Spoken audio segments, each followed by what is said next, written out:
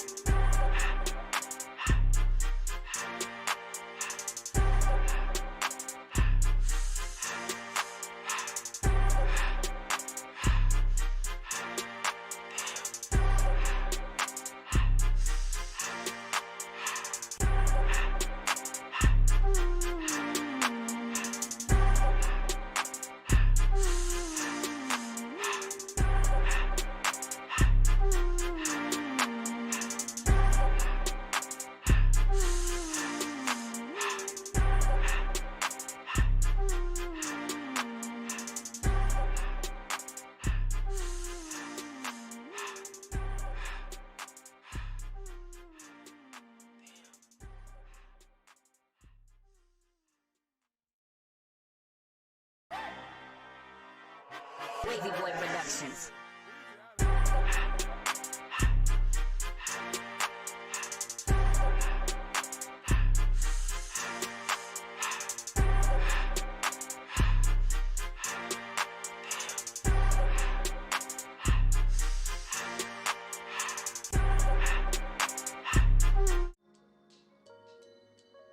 Hey everybody, happy Wednesday and welcome to another episode of Mastermind Academy. Today's gonna be an exciting, hopefully an exciting exercise. Today is the Serverless lab. We are on part 4 of our introduction to the cloud computing using AWS. Tonight should be fun. This is kind of the capstone. We're still going to be using the cloud and everything else that we do to the end of this course, but this is the last that we're going to dive directly into AWS concepts and things like that. So welcome. Hope everybody's having a great night. Let me know how you're doing. Let me know if you covered anything cool. So I'm interested to know if anyone covered anything cool since Monday, but as usual, give people a few minutes to get logged on, get comfortable, and get ready for this lab here. I was hesitant to call this lab. I actually wanted this to be a lot bigger and more ambitious. I think next time we do this might have to be a two-parter, or I'll let people know beforehand that this piece will be much longer. So it was kind of hard getting a good lab within 2 hours, and also be able to teach you the necessary pieces that you need. But we'll definitely be getting hands-on. We're gonna deploy some serverless functions out to the cloud. We're gonna learn a lot tonight. We're gonna just mess around, have some fun. Yeah, I don't think I really have any announcements tonight. Usually I have a little bit to tell you all, but not much information for tonight. Yeah, let's take, actually, I do like to cover the, what's that thing called? The syllabus, or the proposed syllabus, the curriculum. Let us know. Oh, I appreciate that. I appreciate that vote. So actually, I'll post it again. Let me see if I can find it really quick. For those of you who weren't on Monday, I've been, let me see, where is it at? Hold on. Technically Baltimore. Yeah, somebody was very kind and very gracious. I'm very appreciative. But someone nominated me for the was it the Baltimore Impact Leader Award or something like that. And while I am very happy and I'm very humbled to have been nominated for that, I am very competitive and I would like to win. So I am asking people, if you have the time, if you have the energy, go ahead and vote for me. Let me see if I can find, there it is, right. I'll post the link. Feel free, you know, if you see someone else on the list that you like a little more, feel free to go ahead and choose them. But I would like you to vote if you have a little bit of time. I would appreciate it. It's pretty cool. But I definitely appreciate that. Definitely appreciate it. Well, cool. Yeah, so we are up to, what is this? This is class number 14. We're getting up there. We're, over the halfway point for sure. And tonight we are on, nope. We're right here. We are on Cloud Concepts. I thought we skipped one. Okay. We're on Cloud Concepts with AWS Part 4. We are doing a serverless lab using Lambda and API Gateway. This is the capstone for the cloud piece. Next week, we are going to be hopping into infrastructure as code. So we're going to be all the stuff that we've kind of been learning how to interact with AWS. We're going to be learning how to do that instead of doing it in the console, instead of going through and provisioning things. We are going to hop in and be able to write code that represents these resources that we're spinning up, and we'll talk about why that's good and show you, why that's been a big change in the industry. And so these are both these are configuration management things. This is actually provisioning. This is server configuration management. So we'll get to do some cool stuff. Both really big industry tools. If you do a lot of Googling for jobs, for DevOps positions, etc., you'll definitely see Terraform on there. You might see Ansible on a lot of places as well. Then we're into containers and container orchestration, all the cool stuff. That's where the big money's at right now. Kubernetes, if you ever heard of Kubernetes or K8s, we'll talk about that here as well. Then we'll get into CI/CD, and so that's pretty big as well. Monitoring and logging, and then we'll hop into and talk to some real people. We'll have a panel. We'll talk about some people with industry, different levels. So I have a certain number of years of experience, but we'll talk to some people who are brand new, some people who are still learning, some people who have much more experience than me, just to get a feel of what that's like. You'll have the opportunity to ask as many questions as you like. And then we'll talk about the interview process, and that will wrap up this first iteration. Plans after this are to break down some of this. So planning on creating a and some of it is here. Some of these things that are coming soon. Working on specifically a deeper intro to the cloud computing with AWS one. This will probably be an 8 to 10 week boot camp that dives a lot deeper into the cloud. And same thing with programming with Python. This will probably be an 8 to 10 week boot camp. Just about basics of computer science, using Python as the language and getting good at Python and being able to use that good enough to get a job. So if you're interested in any of that, let me know. I'm not sure which one will come out first, but one of those will be coming out. And again, we will be running this bootcamp multiple times, so this is not the only time that we'll be. Are there any access to your older videos on DevOps? Someone maybe, yeah, absolutely. If you hit exclamation point and type in YouTube, all of the videos are up on YouTube. There's actually a playlist, and maybe I'll just post the playlist. I put them all in a playlist today. Let's see.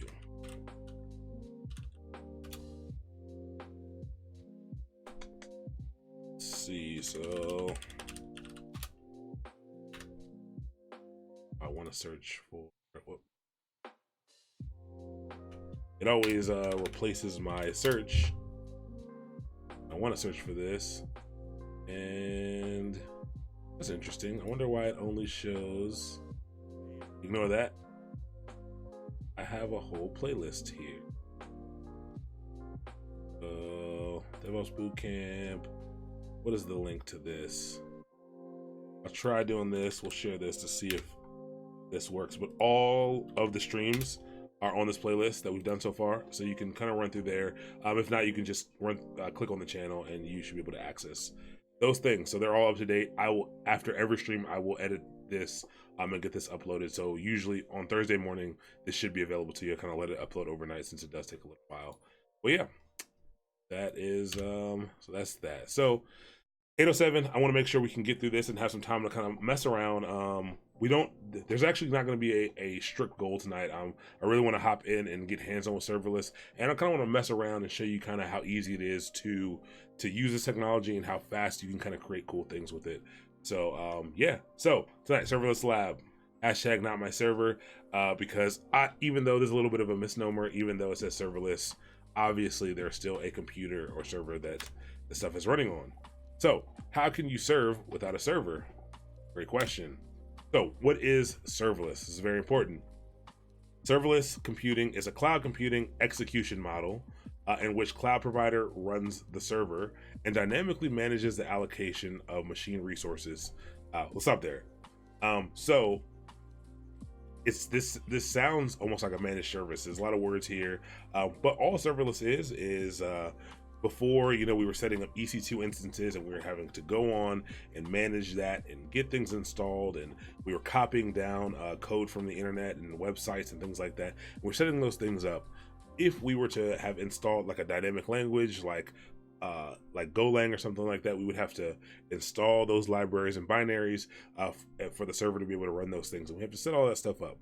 Serverless basically abstracts that away from you and says, hey, you shouldn't have to worry about managing any type of resources. You shouldn't have to worry about managing a server.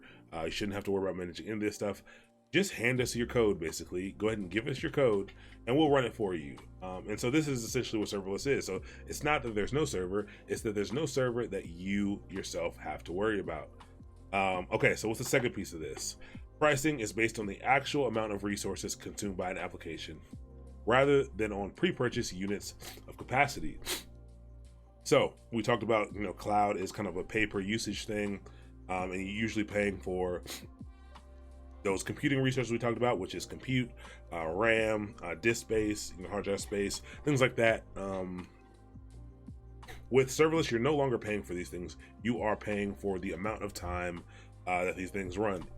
That's a little bit of a misnomer too. You do kind of pay a little bit for the amount of resources used, but pricing is mostly based on the oh yeah, sorry, no, I'm sorry about that. It's based on the actual amount of things that are consumed, rather than saying I want 32 gigs of memory. It actually only charges you for the amount of memory that is actually being consumed, which is pretty cool.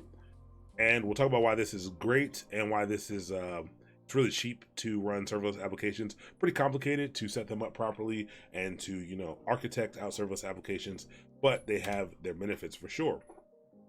So what are some of the tools? What are some of the platforms that people are talking about when they talk about serverless? And so I have a few icons here. So this one on the left, this is Azure Functions. I believe this is Microsoft's a serverless function as a service tool. I think it's Azure Functions. That's a little icon for it.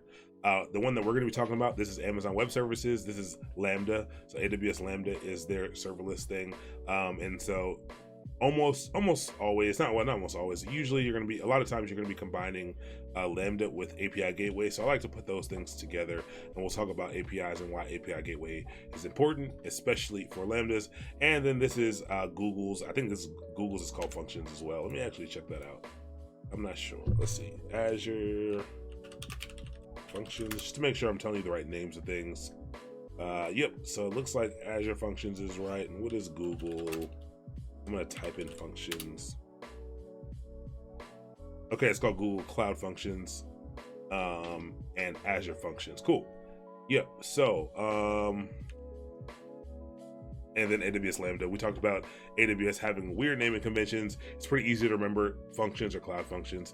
They're called functions because these serverless platforms, there are other serverless platforms that we're going to talk about, but these are functions as a service. You might hear all kinds of things as a service. You talk about infrastructure as a infrastructure as a service. You may think software as a service, SaaS, and platforms as a service, PaaS. These are functions as a service, and basically that just means, hey, you provide us the functions, we will worry about all the underlying management and things like that and run your code. And so that's what we're going to do tonight. So what is Lambda, though? We talk about what serverless is, serverless functions. What is Lambda? Lambda is an event-driven, so that's the key word right here. Event-driven is very important.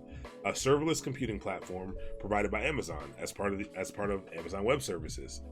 It is a computing service that runs code in response to events and automatically manages the computing resources required by that code. All right, let's break that down. So the first thing is it's event driven. So you can't just run a Lambda function. You can't just say, here's my Lambda function, go ahead and execute. It doesn't really work like that. It has to be past an event or a trigger. That's why I have this GIF here. It needs to be, these Lambda events need to be triggered. That is very important to note. This is one of the things that got me originally. When I was trying to learn, no one told me that they needed to be triggered. And I was like, I spent hours like, hey, I've written this piece of code. I feel like it's supposed to do this cool thing, and I can't even get it to run. And I spent so much time trying to figure out how to get it to run. And I finally learned that you need to trigger these things. There's a few things that can trigger them. We're going to go over a couple of them, some of the common things. There's a lot of ways you can trigger these things. Well, yeah, triggering Lambda. So how do you trigger these things? How do you, invoke these events that cause Lambdas to run, that cause your functions to run? And so few ways. API Gateway, that's why the very first picture you saw had Lambda and API Gateway together. API Gateway can trigger these Lambdas. S3 events, so we talk about S3 being simple storage service. This is object storage. So you can use S3 to trigger Lambdas. It can watch for events like things like when people put files, when they upload files to the bucket, when these files change, that can trigger a Lambda. And so that's very powerful, and there's a lot of use cases for that we'll talk about later as well. So DynamoDB events, we talked about DynamoDB inside of the database portion. I think this was in stream number 2 for the AWS services. And DynamoDB is the scalable, the hyper scalable, horizontally scalable NoSQL table that Amazon offers. So events in DynamoDB as well can trigger these things. Step functions are a way to set up a workflow in Amazon. So, basically step functions are something happens, and when that happens, I want you to go ahead and kick off another job, and that happens, I want you to go ahead and do this thing. Step functions are a way you can set up the invocation of Lambdas. Also, other Lambdas can trigger other Lambdas. So, you can write Lambdas to trigger other Lambdas. And so those Lambdas can be triggered by one thing, and they can trigger other Lambdas that get kicked off. There's also a few other things like CloudWatch events can be used to trigger Lambdas, but usually you have to stick a Lambda in there as well. So there are a lot of different ways to trigger Lambdas. The top 3 here, 3 to 4, are really the ways that you usually see people triggering Lambdas. API Gateway probably being the substantially largest option for triggering the Lambdas. All right. So we've got these things, we've got these serverless functions that have to be triggered, and we saw the very first thing here is that they sit behind something called API Gateway, and that's a common way to trigger these things. What is API Gateway and what are APIs? You've probably heard this a lot. So let's talk about what APIs are. I know I used to hear it all the time, and I never truly understood what an API was, honestly, until I started doing some when I was a sysadmin, I didn't really understand what APIs were until I started doing some development. And interacting with APIs really helped me understand what an API was. Further reading, Lambda is named after Lambda calculus. Yep. Programming language. Yeah. So it's actually very interesting when you go to read about Lambdas in terms of math, which is pretty interesting. Lambdas are also there's also a functional paradigm in coding where you use something called Lambdas, which is very interesting as well. And I know that confuses people sometimes. They kind of get mixed up on those things, but yeah, everyone should read up on Lambda and kind of see all the different ways people are using it.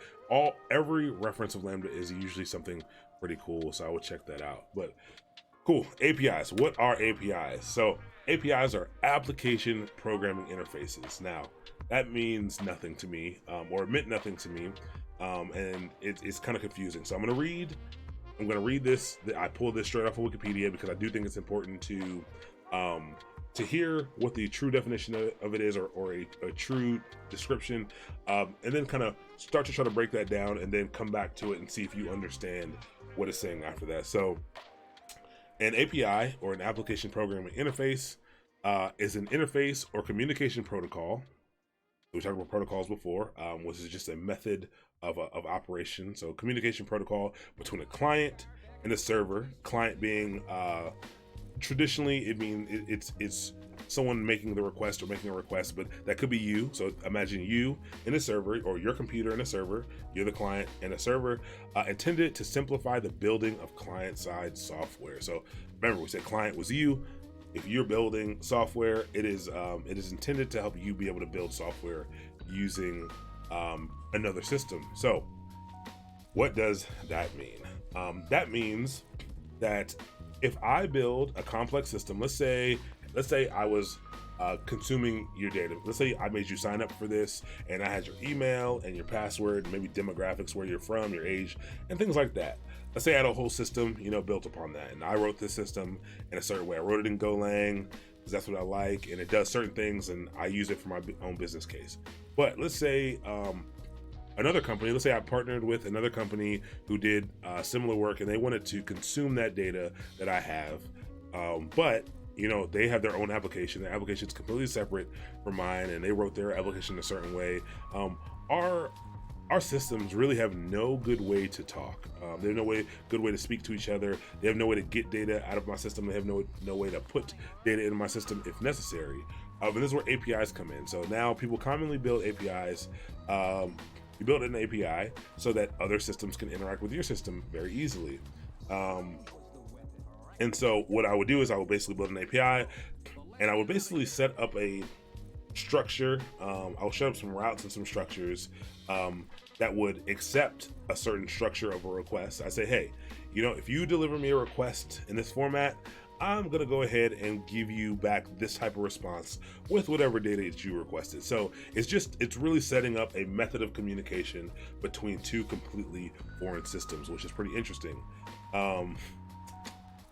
I actually really like that, the front door to an application. Yeah, so it really is kind of like a front door to an application.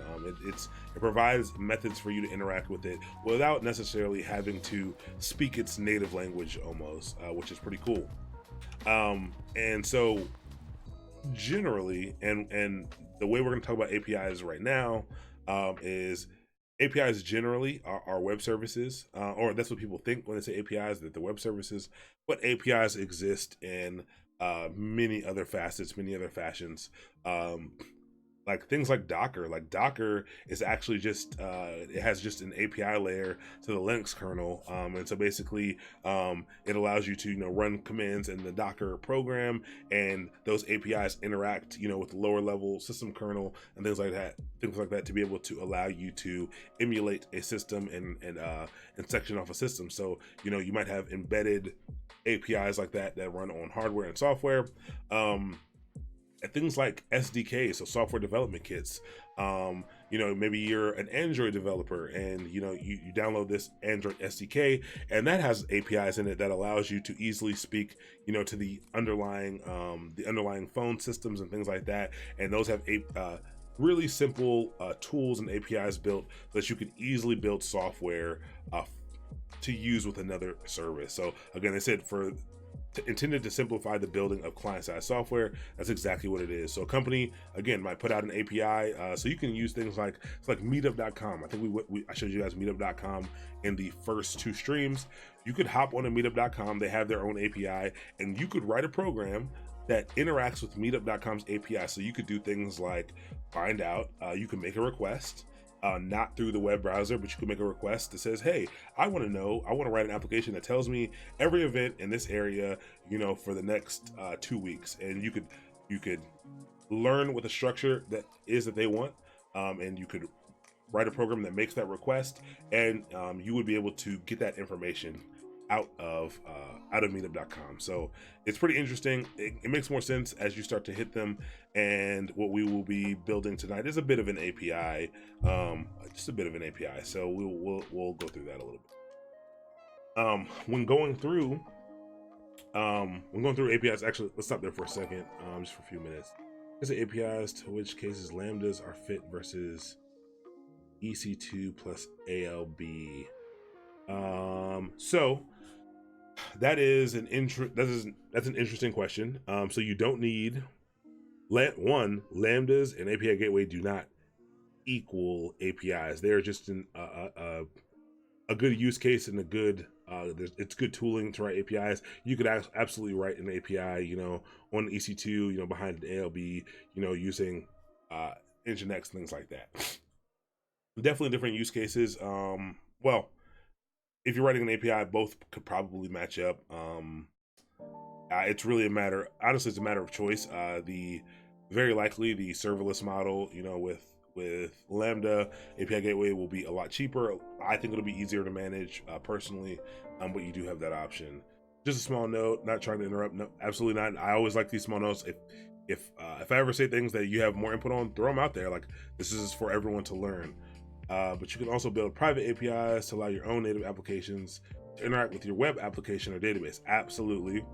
Without necessarily allowing others in. Yes, that is very true. You develop your own API key systems so it works for you. Absolutely. That is very true. APIs aren't just for anyone on the outside to be able to interact with your data. You can absolutely write internal APIs so that you can interact with your data, and different tools, different applications internally can interact with your data. But it makes it very easy for a program to interact with another system. It's a forward facing interface that you kind of define to allow two or more or to allow systems to interact with each other. Absolutely. Cool. I'm really glad you love the stream. And actually, that's great information. I absolutely love when people input information like that. It's very important. Different perspectives, different things like that. I love it. People always message me on the side and like, hey, like, I have like this little input or this little thing I wanted to let you know. And it's like, hey, throw it out there on stream. Like, we're here to learn. I'm here to learn. I'm also here to learn. I've learned a ton from you guys already, for sure. So cool. So let's talk about some of these web API HTTP methods. So again, people commonly think web APIs or web services when they talk about APIs. Again, those aren't your only things, but tonight we're going to be talking about those. And let's just talk about some of the HTTP methods that you can use to make requests to these APIs. So these are just HTTP methods. We talked about HTTP being hypertext transfer protocol. This is how the web works. This is how the internet works. And then so you've got a few here. So you got 1, 2, 3, 4, 5 items here. And so your get method, and this is going to make more sense to you as we hop into it, but your get method is going to be used to retrieve data. So let's say, again, let's keep it on the same page. Let's talk about the Meetup API. Let's say, hey, Meetup API, I want to get some information about all the upcoming events. The request I'm going to send that I'm going to structure is going to have the get method. I'm going to make the request with the get method because I want to retrieve some data. Next we have post. So what do we want to do if we want to, let's say, so not only can you use it to get data, but you can also use it to interact with and change data as well. So let's say, hey, I've authenticated with meetup.com, and my application is going to post. It's going to post meetup events that I wrote. So let's say I have some meetups coming up, and my application is going to automatically post to meetup.com these things. And so I'm going to submit a post method, and that is going to be used to create new information, new data, new structure on the other service or server. So when I make that request, that post request, if I, as long as I'm authorized to do so, it will go ahead and it will create this data on the system for me. Then we have put. So put and patch, we can talk about together. They're both used to make updates to the system. Patch is used for a partial update, but put and patch are what you want to do if, I've already made my event and maybe the time changes or the location needs to change. I need to update that information through the API. I will make a put or a patch request depending on what it is that I need to do. And so that will allow you to update your data through there on the remote system. And then delete. So what do you need to do if you need to delete an event? I've made this event has got canceled. We've gotten the space taken from us, and I need to delete these things. My application can make a delete HTTP method request to the API, and that will tell it to remove that data from the system. So these are important. You'll see these a lot tonight. We're probably only going to be doing get. We're only going to be retrieving, but these are some of the options that you're going to have that you might have to you. And these methods kind of expand a little further than these RESTful APIs, these web APIs as well. So I think they're a good topic to know about. All right. Now we are on to API Gateway. So we talked about these APIs. What is API Gateway? API Gateway is responsible for request routing, composition, and protocol translation.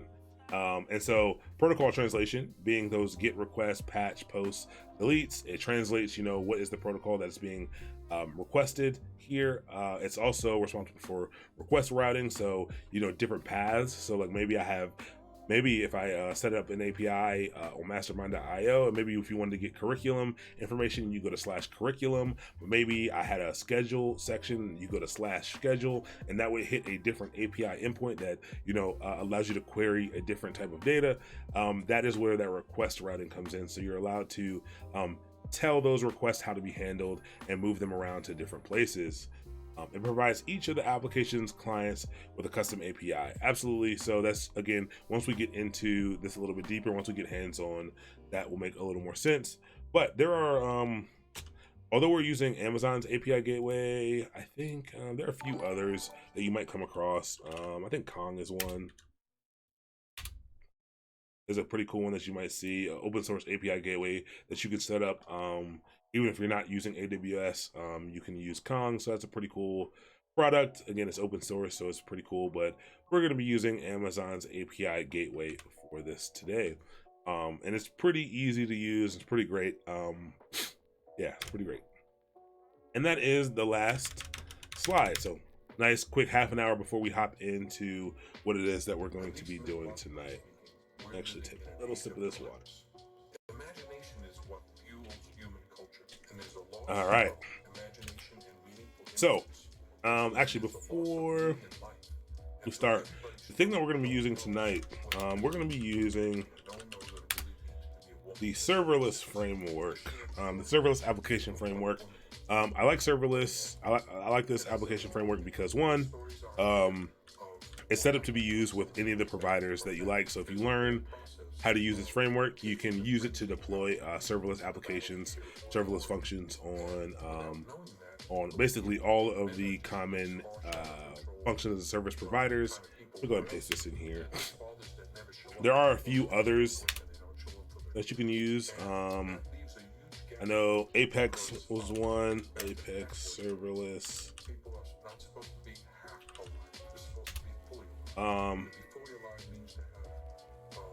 Yeah, Apex was one.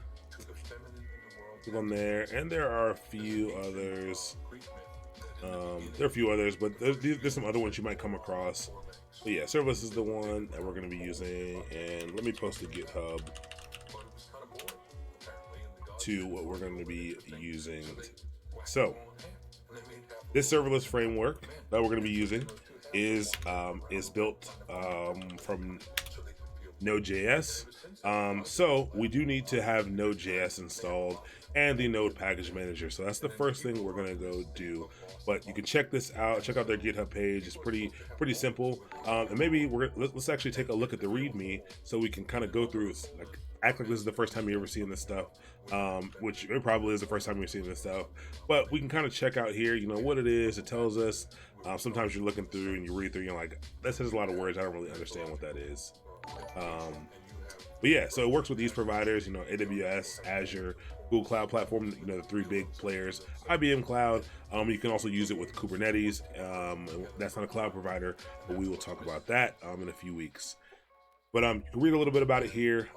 But let's go ahead and get down to the quick start so we can get up and running. So the first thing you're going to do, this is an npm command. And so Node.js is built from Node.js, and Node.js is, you know, basically a back-end JavaScript framework. But Serverless owned by AWS.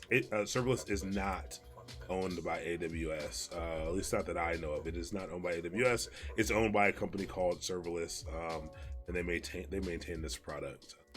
I think AWS set up something called the SAM, Serverless Application Model, and I think that's what they created. Yeah, AWS Labs set up something called the Serverless Application Model, and I was going to use this, but again, I don't want to. Even though we're using AWS one, I want something to be. I want to be kind of provider agnostic as possible when it comes to outside tools. That's why when we get into the infrastructure as code stuff, I'm not going to be focused much on CloudFormation. I'll talk about what it is, but we're going to be using tools that are kind of cloud provider agnostic. And so that's, if you want to check out SAM, you can check out the serverless application model. And this is, I think, AWS's implementation of a serverless framework. But cool. All right, yeah, so first thing you would need to do, you know, if you're on a machine, you need to get Node.js installed. For anyone running Debian based, you can just do get installed Node.js. And, well, you need to do sudo. I always forget. Enter your password. And then I already have it installed, but it'll go through and get installed for you. So I'll allow anyone who's trying to get Node.js installed. If you're running Windows, I think you can just type in like install Node.js and it'll give you a downloadable package. If you're on Mac, if you have brew installed, I think you can just brew install it. Or you can download the Mac installer here. Pretty easy to get installed. So I'll give everyone a minute or two to kind of get in there and get that done. To give people a head start who already have that installed. You might have that installed because we did it before, but you might not have npm, which is the Node package manager. And so this is just an application that keeps track of Node packages, Node being, you know, JavaScript packages for you to use. And so you can just download this the same way. So you can do apt-get install npm. And again, I already have npm installed as well, but you can do that. I think you should be able to brew install npm as well. In Windows, I actually have no idea how to install this on Windows, but I'm pretty sure there is a simple way. It probably actually comes with your Node your node installer here, to be honest. But yeah, I'll give you a few minutes to get that installed. And if anyone has any questions, feel free to ask questions during this time as well.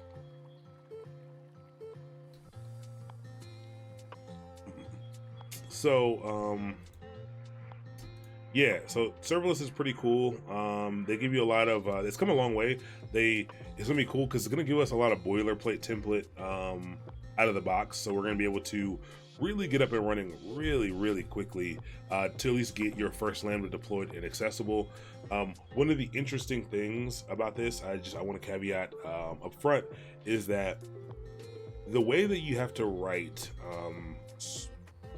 the paradigm in which you have to write serverless code or serverless functions is a little interesting, and it is a little jarring at first. It's not, I wouldn't say it's difficult, but it is. You might think that you could just go ahead and run, a FizzBuzz application. You write your function, you write a function that says FizzBuzz, and it does all the stuff, and you go ahead and push it up to the cloud. And when you hit an endpoint, it will run. And that is not the case.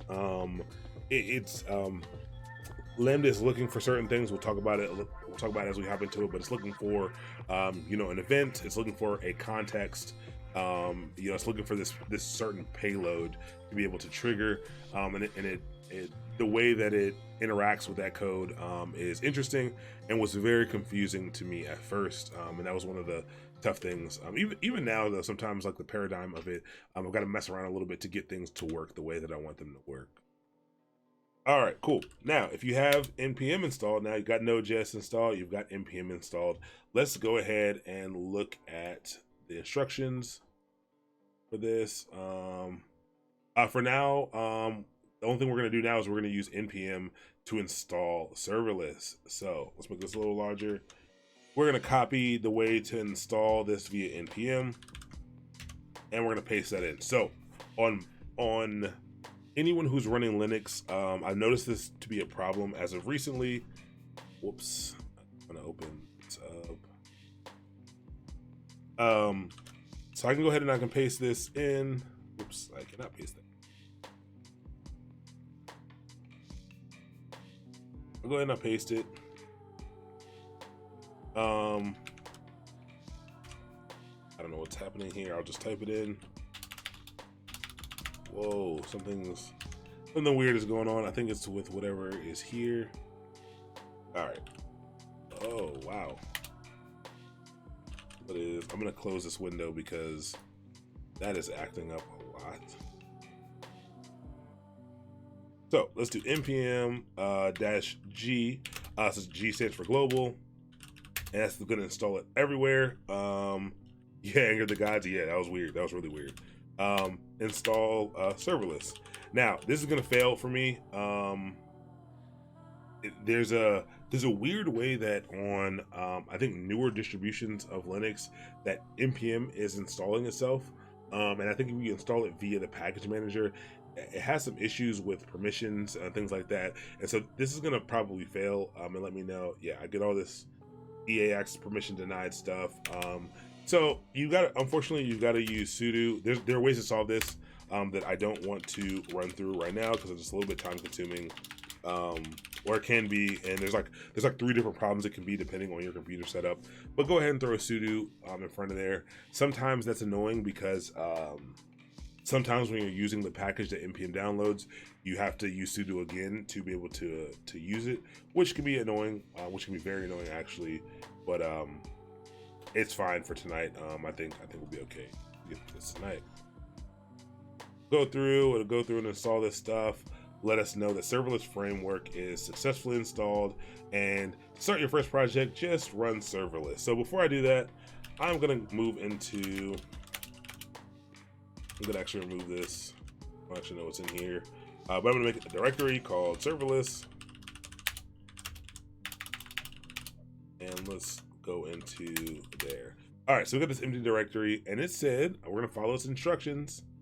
It said to start your first project, go ahead and run serverless. So let's go ahead and see what it says. We're getting hands-on now. Normal session remembers your sudo credentials for a short period of time, then forgets it. Yes, that is true. I have no idea what the what its rules are, what its timeout is, but absolutely your terminal session generally remembers your sudo session for a little while. Cool. So it says serverless project detected. No project detected. Do you want to create one now? I'm gonna click yes. I've actually never just gone through this way. Let's see what that does.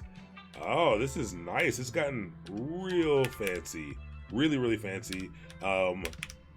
I don't think this used to be a thing. So now I was gonna give you all the command to go ahead and start a new project, but it looks like you can type in serverless and it'll give you an interactive prompt here and you can choose. So funny enough, I think we're gonna go with Python tonight. We can go NodeJS or other. So actually, let's see what if we hit other, what do we have?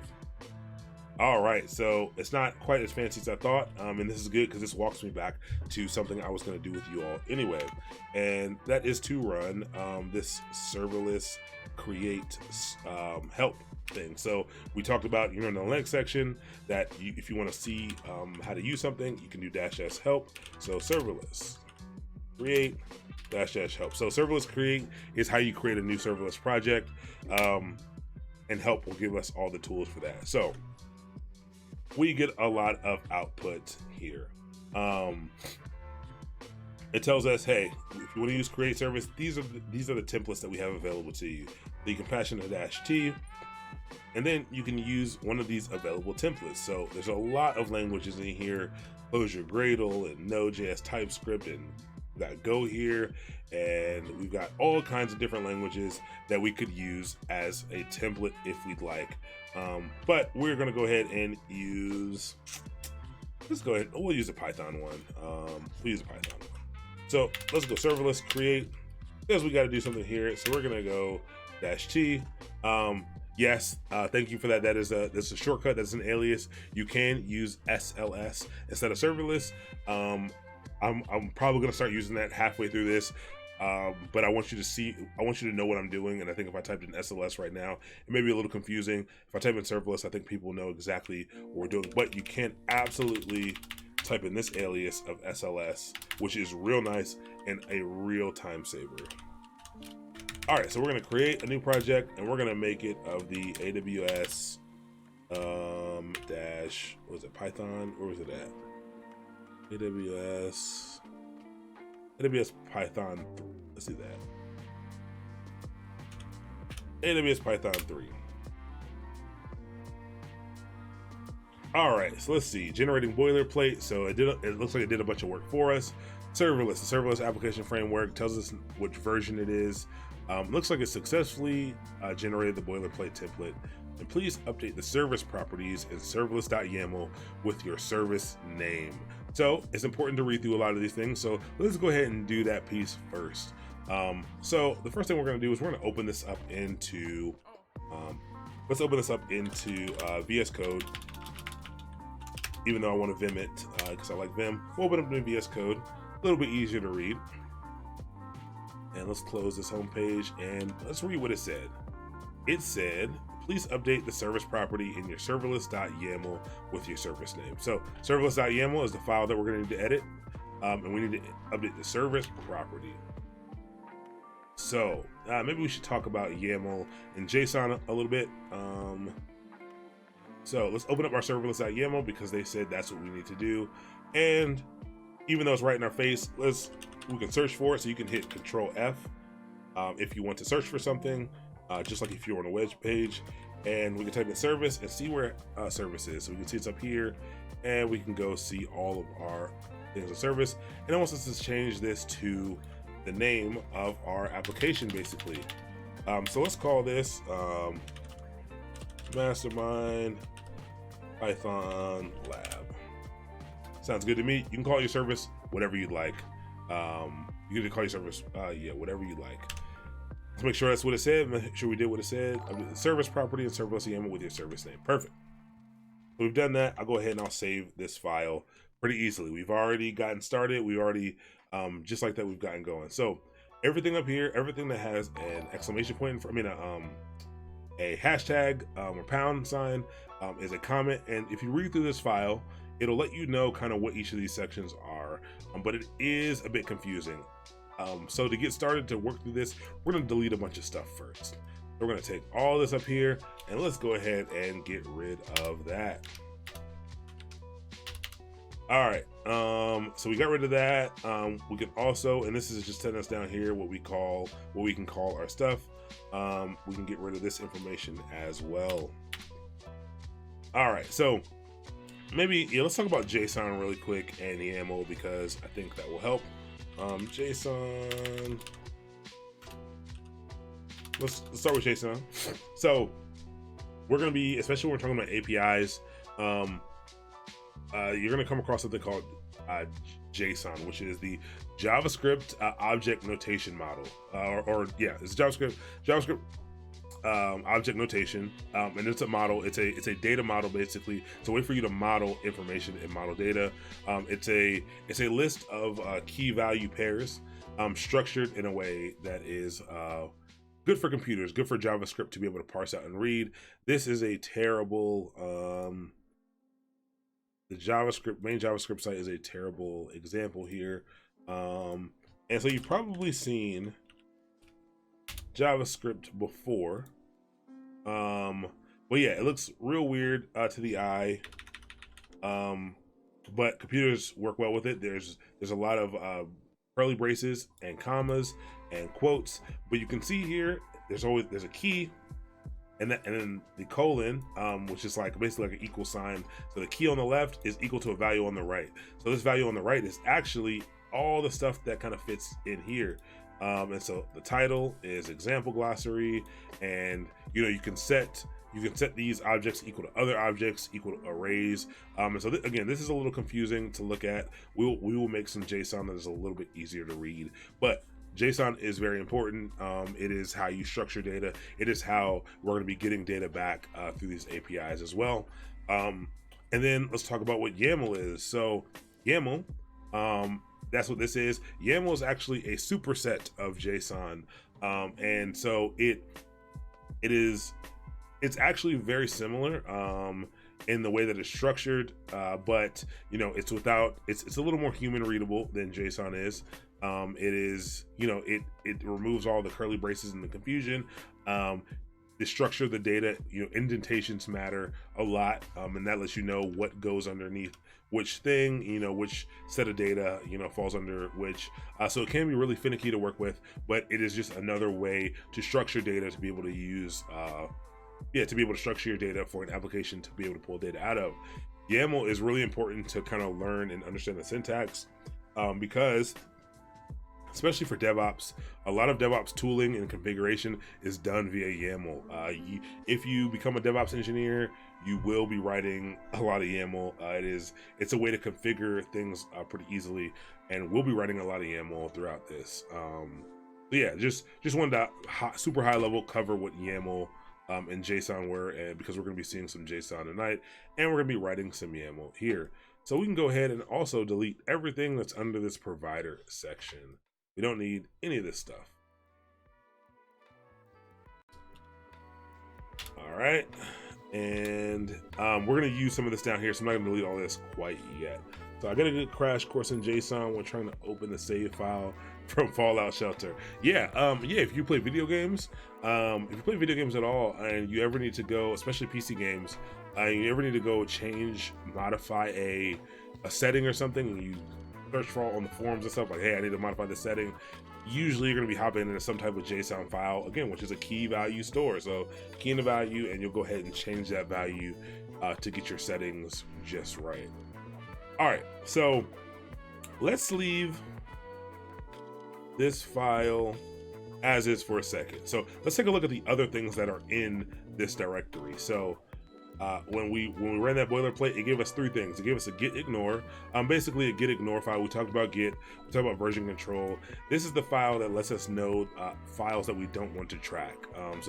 If you have a file or a directory or something in here that is purely for development purposes and you don't want that to be tracked by your source code repository, you can stick it in this file. So we get one by default. And then we have this handler.py. So what is this handler.py? This is a Python file, and this essentially is our Lambda. This is our function. This is a boilerplate function that basically all this does is there's a function here. So if you know what Python is, this whole thing right here is a function. This is just like when we were writing Golang. I can show you an equivalent function shortly, but this is just a function. It's a piece of code that does something. All it's doing in here is it's importing a JSON parser. So not everything. So because JSON is the JavaScript object notation, this will allow Python to parse it. Most programming languages have some type of ability or tool built in to allow them to interpret JSON. And we got this here. Remember we just talked about this a little bit ago. This function is called hello. It's the function called hello, and it takes in an event, and it takes in something called a context. Event and context. Sometimes these are interchangeable with some other words. Again, like you might hear people talk about payloads a lot in terms of cloud computing, but it takes these things in automatically. And then you can see here we're setting up a variable, so we know what variables are, and we're setting body equal to this, to message, and go serverless v1, your function executed successfully, and it lets us know what our input was. So again, this right here, this is JSON, a curly brace, and then we've got a key colon value, and then a key colon value. So that's some JSON there, and we're setting body equal to this JSON object. And then we have a response here, a variable called response. And we talked about status codes, but we have a status code in here, 200 meaning good or okay. And then we have like it says body here, the key of body. And then we're using the JSON thing that we imported, JSON.dumps. This serializes the object to a JSON formatted string. So I wasn't even sure what dumps did, but just like that, this is why VS Code is good as opposed to them.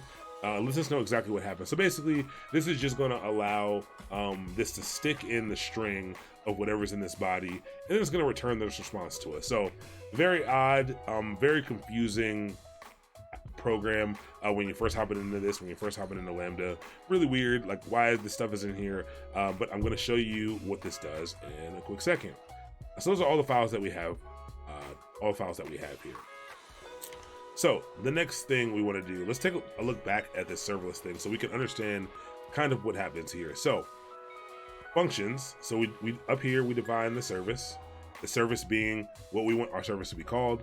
Next we talk about the provider. So remember, this serverless application model, or not serverless application model, the serverless framework works with multiple providers. So ours being AWS. So we're gonna be using AWS. You would change this to Azure if you're using Azure, or GCP if you're using Google Cloud Platform.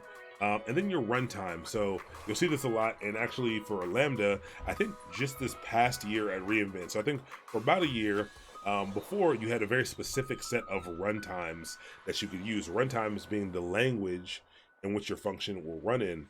And so before, there were things like Ruby, or maybe I don't even think you could bring Ruby. I think you could bring Python, JavaScript. They've had Golang around for a little while, but you had a very select list of runtimes you could bring.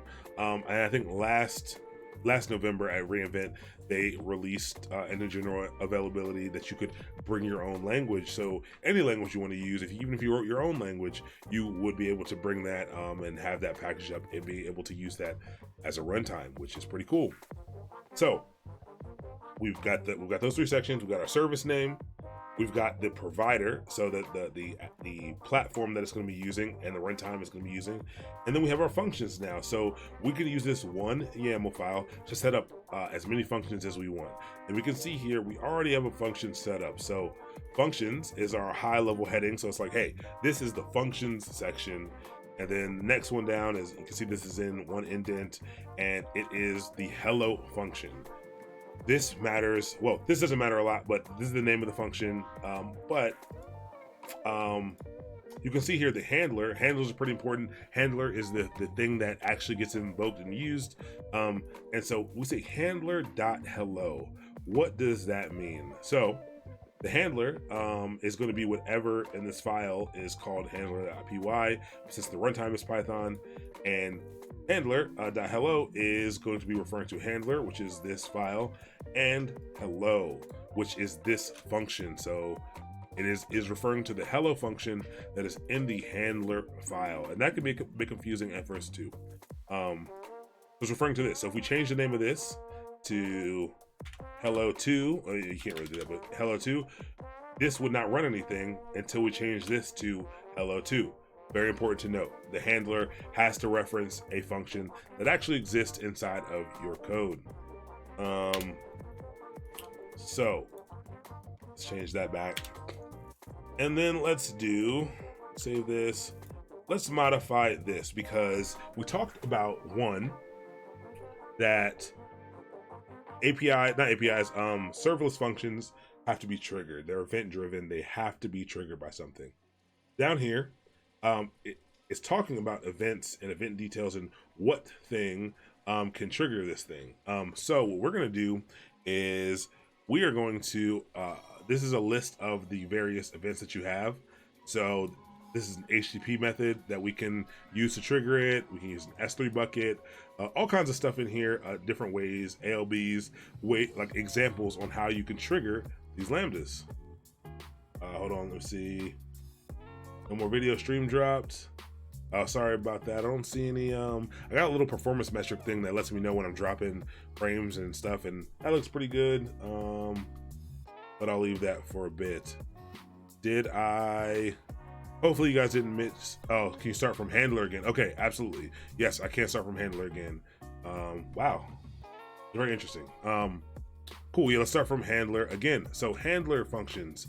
Handler functions are how this gets handled, how the Lambda gets handled. So what we have here is we have the handler is set here. The handler right here being the name of the file.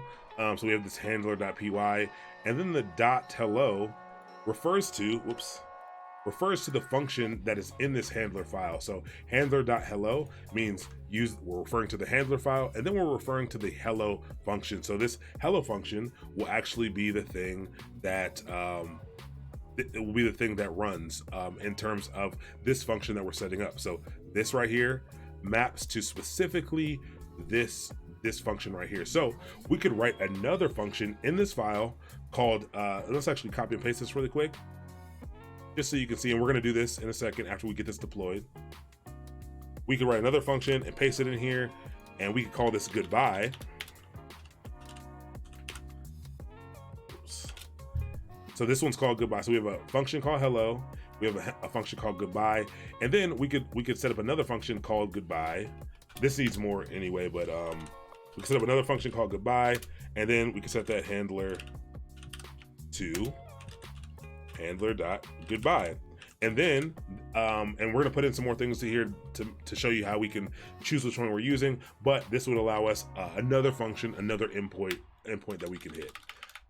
So what else do we need here? So let's choose, we want this to be the method in which we invoke this. So we're gonna use this HTTP method to be able to invoke this. So let's actually close this, let's copy it, and let's put this underneath, and let's make sure I get the for YAML, again, just like JSON, the indentation matters.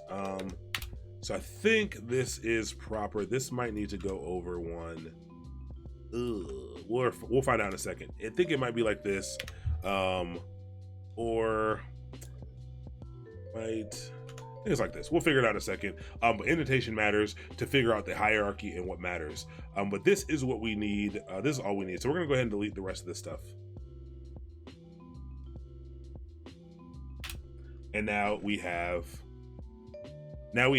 this this very simple serverless.yaml file. And I'm gonna go ahead and I'm gonna save this. So it looks like handler.py. Let me remove all this crap. And all right, so now we've got our serverless YAML set up. We've got our handler.py set up.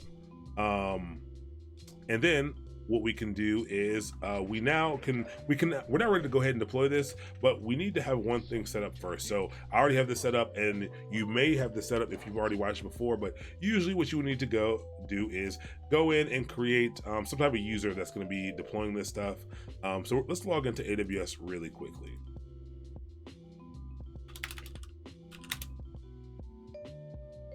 All right, so what you could do, the way that you do the way that you manage, users and permissions and things like that, you go into IAM, which is identity and access management. So then we've talked about as well. And you could go in and you can create a user. Maybe you call it user serverless, something like that. And serverless. And then you want to give that user programmatic access. So you can use your user if you like. I'm going to be using my user, but you can give that user programmatic access. You go to next permissions, give them the permission that you want. Probably you want to give it whatever permissions it needs, but you can give it an administrator permissions if you want to be able to do things, all at once right up front. And then what you can do is you go through. I'll give them this just so you can see what I'm doing here, and add tags. You don't really need a tag. Review, create the user. When you go ahead and create the user, it's going to give you this access key and secret key. Keep these things. Do not click to the next screen. Download them to CSV. You need those. You definitely need those. So show. You can see this here. I'm actually going to delete this user right now because we're not using this user, but keep these around. There is a way, and because I just showed it, let me go ahead and delete this user right now. All right, so what you can do is there is a way. Let me see if I can remember. Let's see if we can. You have to set these credentials up. So I think it's serverless. So I'll use SLS. I think it's it's credentials, and then I think it's credentials config. And then like something like -- provider. Let me see if this is it, and we'll Google it in a second. I just wanted to see if I knew it offhand because I haven't had to do it in a while. So my credentials are already set up, so I don't need to do this again. But let's see here. Let's Google it really quick.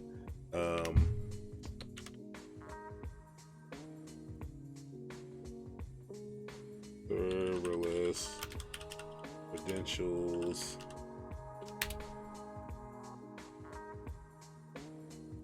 Let's see what we have here. Does someone already set it up? That's not what I'm into. Google serverless credentials. Add AWS credentials. Sure, it'll be right in here somewhere. Really hard to memorize this stuff. Access key. So yeah, so I have mine set up in my profiles. So what you can do is you can run AWS configure actually, if you'd like. You can do that in the meantime if you want, and then paste in your secret key and access key. But let me get you the. Oh, here it is, right here. This is the command right here. So what you're gonna do, let's paste it in so we can take a look at the structure of it. So you're gonna type in serverless config credentials. So I had those backwards.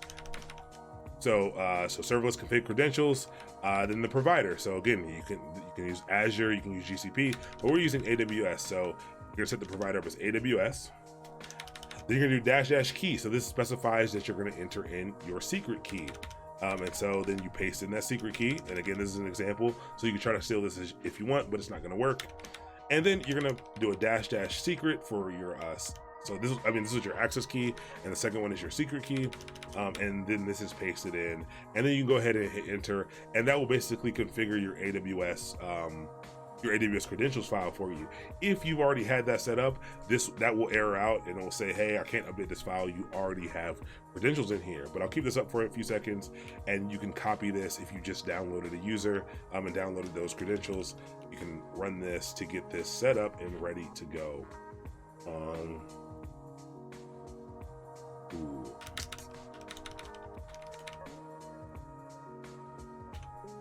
All right, so once you go ahead and type that in, get that pasted in, you should be good to go now. You should have access to be able to push this up to Amazon. So what are we gonna do with that? Let's do something real simple. It's a real simple thing to do, and you can just do, I think it's just SLS deploy, I believe, is all you need to do. Whoops. So this is great. This is actually a great thing here, and I saw this before, and this is a good error. So I tried to deploy, and I took a look at what it gave me, and it says YAML exception.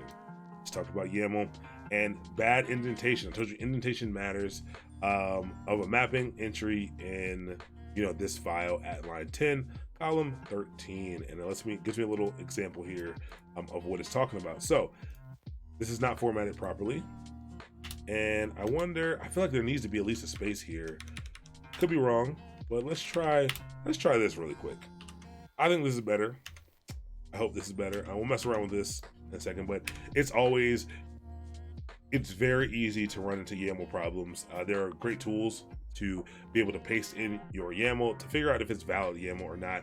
I actually really like that Serverless framework lets you know up front that this is good or bad YAML. So cool, did it again, bad indentation. And let me see here if, let's figure out this indentation. So functions, hello, handler. I really don't think this is supposed to be here at all, but I'll try it here. Deleted the events key. Did I? Oh yeah, I did. I definitely did. Yes, you are right. For sure. There should be another events key here, and that's exactly what it is. I think events goes right under handler, I believe on the same level as handler. And then you can, and I think this is right now. I believe this is right. Thank you. I'm pretty sure that makes sense. I'm pretty sure that's right. So I must have copy and pasted it wrong. Should take a better look at that. But yeah, because we set up this function section, tell what our function is going to be called, set up our handler, and then we need to set up the event that actually is that we're using to trigger this, and I think this will work. We'll leave this here. This was just the example. I will change that. I'll show you what that means later. And as soon as I deploy, you'll actually see it.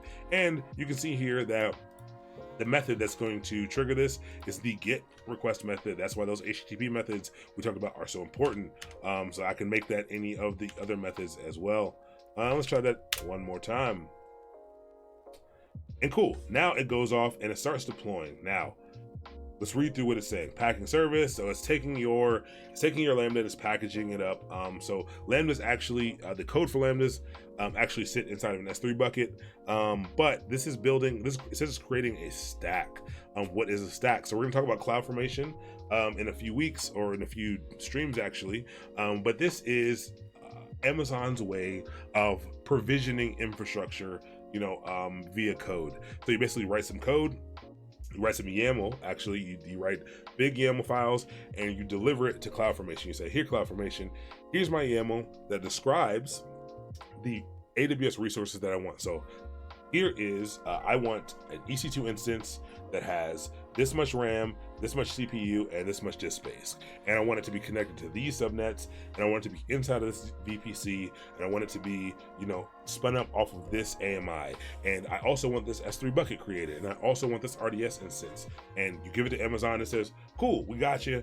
We're gonna spin it all up for you, don't sweat it. And it goes through, and CloudFormation is the thing that provisions these stacks and provisions all this infrastructure. This is actually running through CloudFormation right now and using CloudFormation to spin up all the dependencies needed for this. So it's doing, I'm pretty sure it's doing an S3 bucket. So uploading CloudFormation file to S3, it's using, it's putting some dependencies, putting up the CloudFormation file as well into S3 bucket, artifacts, things you might, that are part of this, the code itself, and it's setting up, sometimes if you have it set up, it'll set up an API gateway as well, and it'll put the Lambda in place and create a spot out for the Lambda. Then it'll give you some information here, and we are going to go ahead and let's actually click on this first. We're going to click on that. It's going to open up, and we hit a web page, and it gives us back some info. And this is, what did we just talk about? It is JSON. And so you can take a look at this, and let's take a look at what we have here. Can I put this to the side? Take a look at that, and then let's take a look at the code that we wrote. Put this over, close this. All right, and let's see if we got back what we're supposed to get back. So let's take a look at the response. This function returns this response.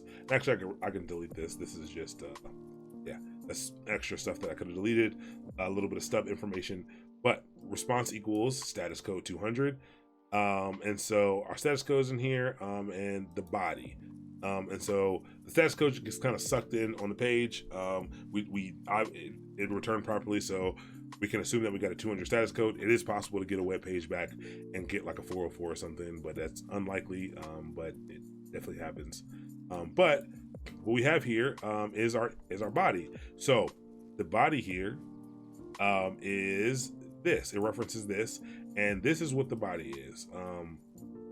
The message. So the first thing we get is the message, and we get exactly what it says here, and then we get the input. So everything here after the input that gets printed out after the input is actually equivalent to what got passed in. So that event is the thing, is the thing that the request basically that triggered this. So if you look through here, this is just a bunch of header information, a bunch of options, a bunch of information from the request that came in that triggered this thing. And I can show you how this will change in a second. So there's a lot of crap in here. Don't sweat it. You're not supposed to know what all this stuff is. No big deal. But let's say I do something like, take a look at this, query string parameters. So a query string parameter is basically APIs.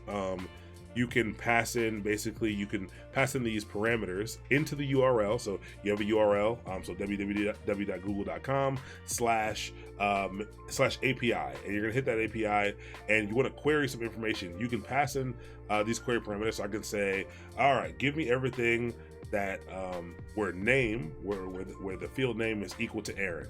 And to do that, you usually pass in a question mark that denotes that you're going to enter in some query parameters, and then you could do something like name equals Aaron. So it would be something like this: create / name, create question mark.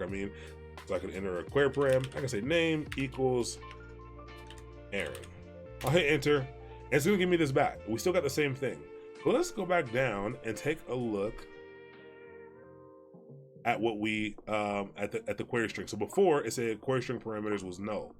Now it's saying, hey, you have a query string, and the query string is name equal to Aaron.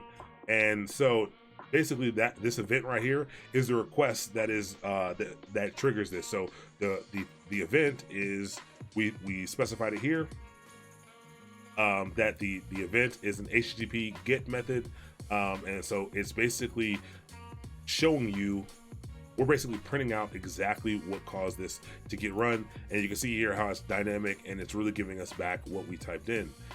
Let's also notice that this URL that it's at is /dev/users/create. Let's go back to our serverless YAML.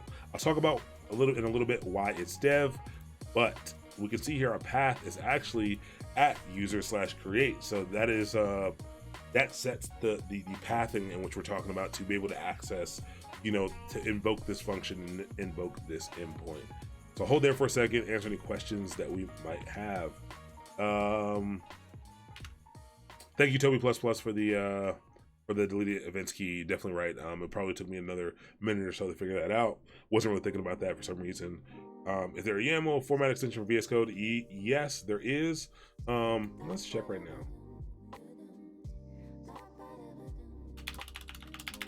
I'm sure if you just type in YAML, whoops, the wrong thing. The extensions, good extensions, and you just type in YAML. It's also important to note that YAML, YAML, and YML are the same thing. You can denote YAML packages with either one. So yeah, support YAML language support by Red Hat. Let's go ahead and install it and see if it does anything for us. That's installed. I don't think it did anything. But yeah, you can use that. I think there are some schema validations, so it looks like this one will validate whether or not you have valid YAML or not. This one from Microsoft. You can check that out. You can try out these extensions. They're easy enough to add. They're easy enough to remove. So no biggie there. So we can do a couple of different things. Let's actually, hold on, let's see. I missed this one. That stuff in the URL that looks like the name blah hello, right? Yes, that is I'm assuming you're talking about the query parameters, but yes, that is the query parameter in the URL. When I typed in, so this URL will work by itself.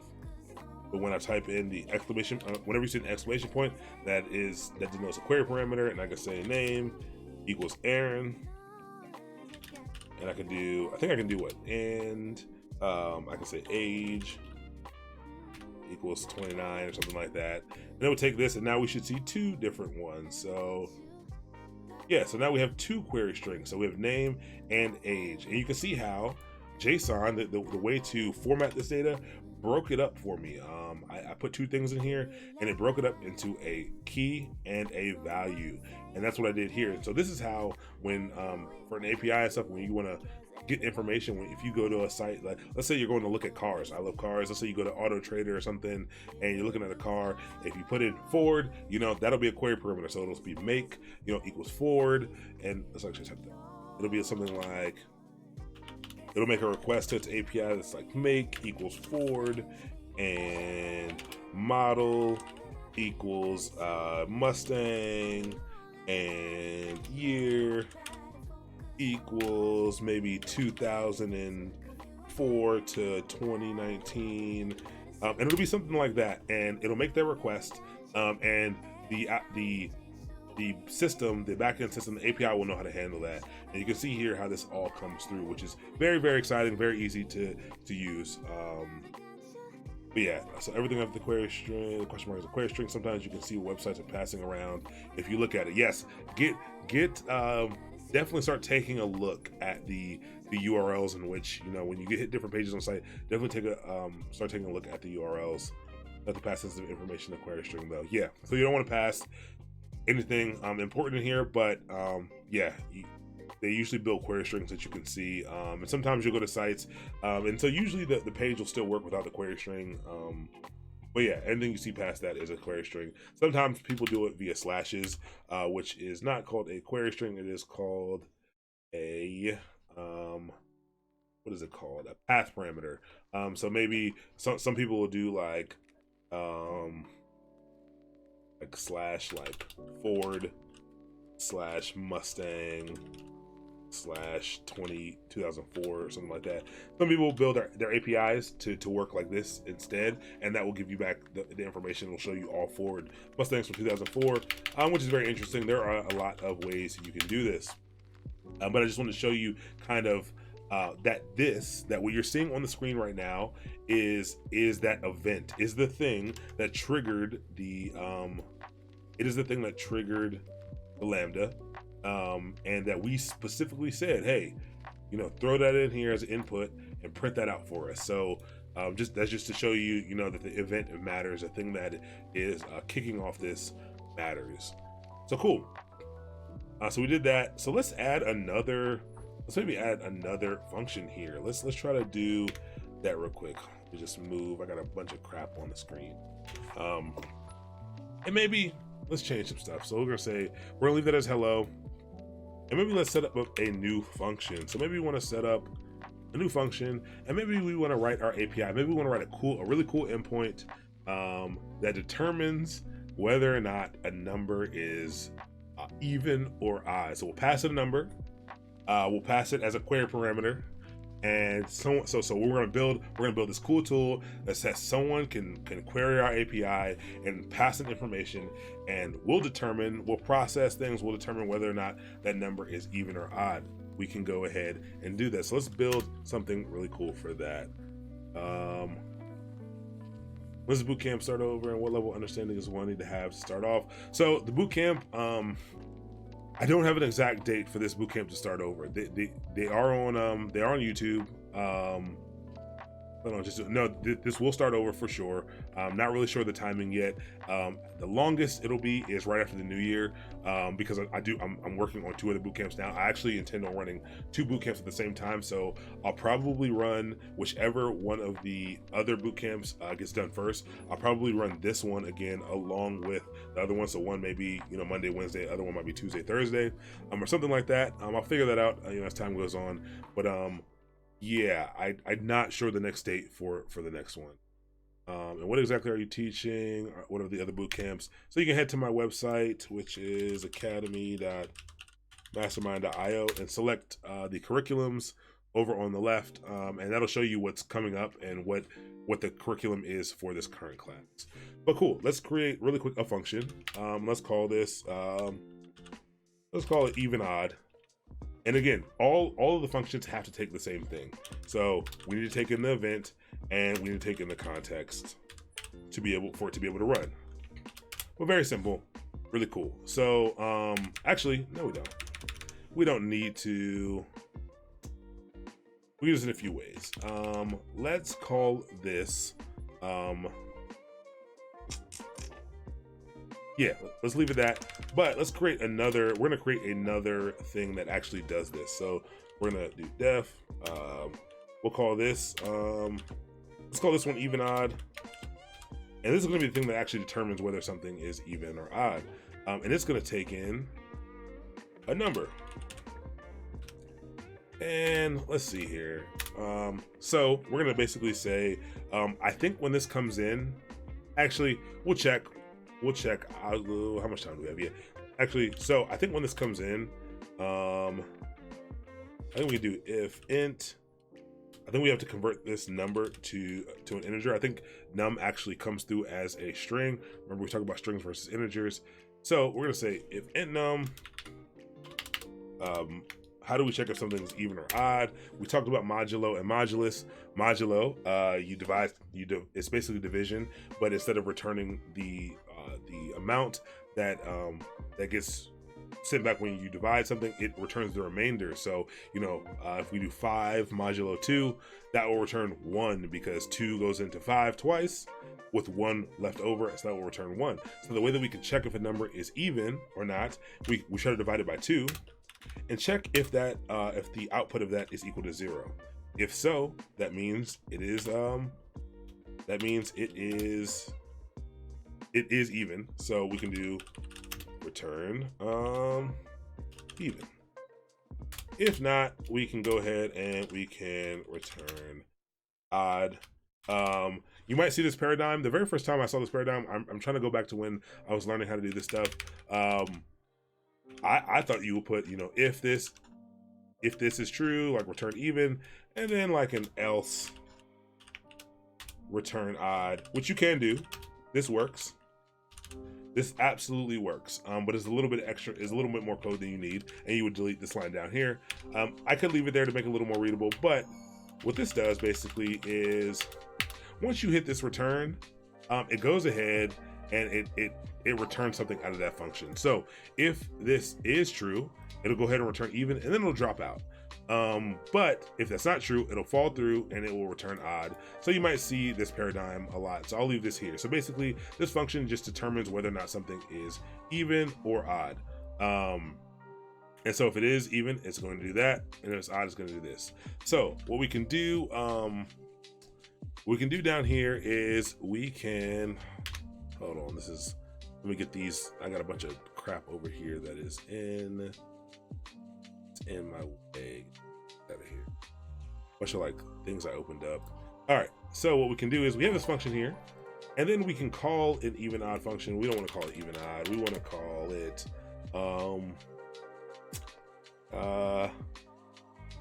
I don't know. Even odd is pretty easy to call. So let's call it even or odd. Even though that's confusing, you shouldn't name your functions like this. But you could say func even or odd here. And what you could do to test it is you could basically have we could set it up the same way. So if you didn't want to be confused, you could say something like this. Let's go ahead and steal this work. And let's say body. We want the message to say this service checks if your number is even or odd. Exclamation point. 3 exclamation points. Cool. And so input, we can do something like this. How do we get that input? So we already know that we can take in these query parameters, and maybe we'll grab a query parameter. We'll have someone enter in a query parameter, and we'll grab that query parameter. How do we do that? We do that like this. First, let's set up let's set up a variable here. And this is how you do it in Python, is just your num equals. So in JavaScript, you'll be able to do this with dot notation. Here, we've got to do this. We can use the JSON paradigm to go through and grab this information. So these key and values are important, but we should be able to go down to where it's got query parameters, query string parameters, and let's go ahead and grab this query string.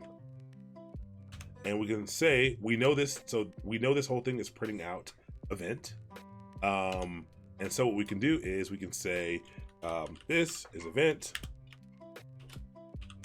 query string param, is that capital or under? Cool. And then let's say the query string that you're supposed to pass in is actually number. It's actually number. So that means we're gonna need, for our API to work, or for this service to work, I don't want to say our API, for this service to work, we will need to pass in create exclamation point number equals 10. Something like this. And so what we're looking for here is we're looking for query string parameters number. That's what we're looking for, and we're gonna grab that value. So by saying event, which is this, the whole thing is the event, query string parameters number, it should give us this value of 10. So we said that here, and this should grab it. So that's your number. And then we can say for input, we can say, we can put your num here just so you know that that is what you, that's what you did. That's what you put in. And then we can you can add another body item here. We can say, why doesn't it like this? 1 second, let's see. Unreachable body. Okay, yeah, it's because I haven't done anything yet with this, and because that's under. So we'll finish that in a second. And so let's say output. My output is going to be, what would I call this? We're going to call the even odd function. I know this is confusing. So even though this is a lot of Python stuff, I more so want you to focus on what the output of this stuff is, not so much what we're implementing. Because right now I'm just messing around. Right now I'm just throwing some code in here. And again, that's not important. What we do care about mostly is we care about the output here. Yeah, we care about the output mostly and what it's actually doing. So we're gonna call the even odd function. Remember, the way that we call functions in coding is, with these, with the parentheses, and then we're gonna pass into that your num. So what happens here? So we're gonna call this function that passes in your num. So hopefully your num grabbed whatever number we passed in. It's gonna check if it's even or odd. It's gonna return either even or odd, and it should give us that as our output. And then we can take the same response here. We can say response equals this.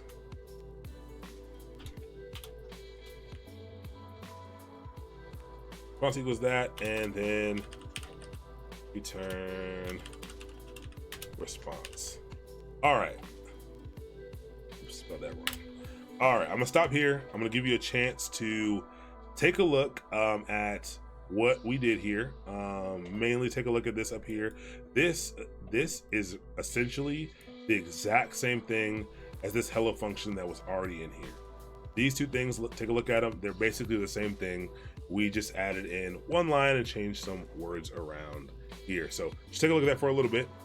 I'm gonna check out the chat, but take a look at that. Just try to wrap your head around it. It's okay if you don't understand it. Again, more so, this is to understand when I push this, so that you can see what happens, so you can see kind of how lambdas work. You don't need to understand how to write lambdas to be able to get what I need you to get out of this piece.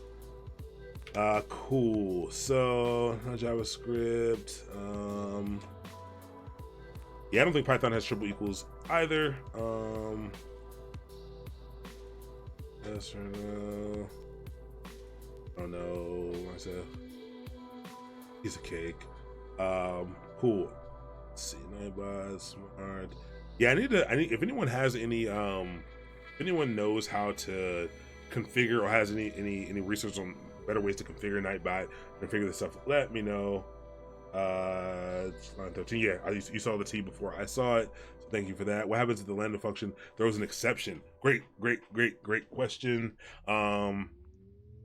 Maybe I should try to throw an exception. What will happen, and you'll probably see this because I may have messed something up in here, but I think we're gonna be good. But if it throws an exception, it will give you an internal service error. And so actually, this is a great time to talk about why, even though Lambda is great, and we skipped a few things here, and this is a perfect time to talk about it. Lambda is great because Lambda is cheap, very cheap. So one thing we didn't talk about is that you actually you pay for what you use, but you actually get 1 million invocations of Lambda free per month. So a million invocations of Lambda. But so you generally have to pay for those invocations. So when you call it and it's run, and you also have to pay for the space that it uses, or the resources that it uses. So AWS Lambda pricing. This is very important. So you basically get 1 million requests free per month, and then 400,000 gigabyte seconds or whatever of compute time per month. So depending on how much memory your stuff takes up, and it scales automatically, you get a certain amount of seconds free per month. Most likely, especially when you're trying to learn this stuff, you'll never get anywhere near the limit. And then once you get charged for this, it's very cheap. So there are websites like A Cloud Guru, which I use to learn all my cloud stuff, which you can use as well. They are a basically fully serverless site.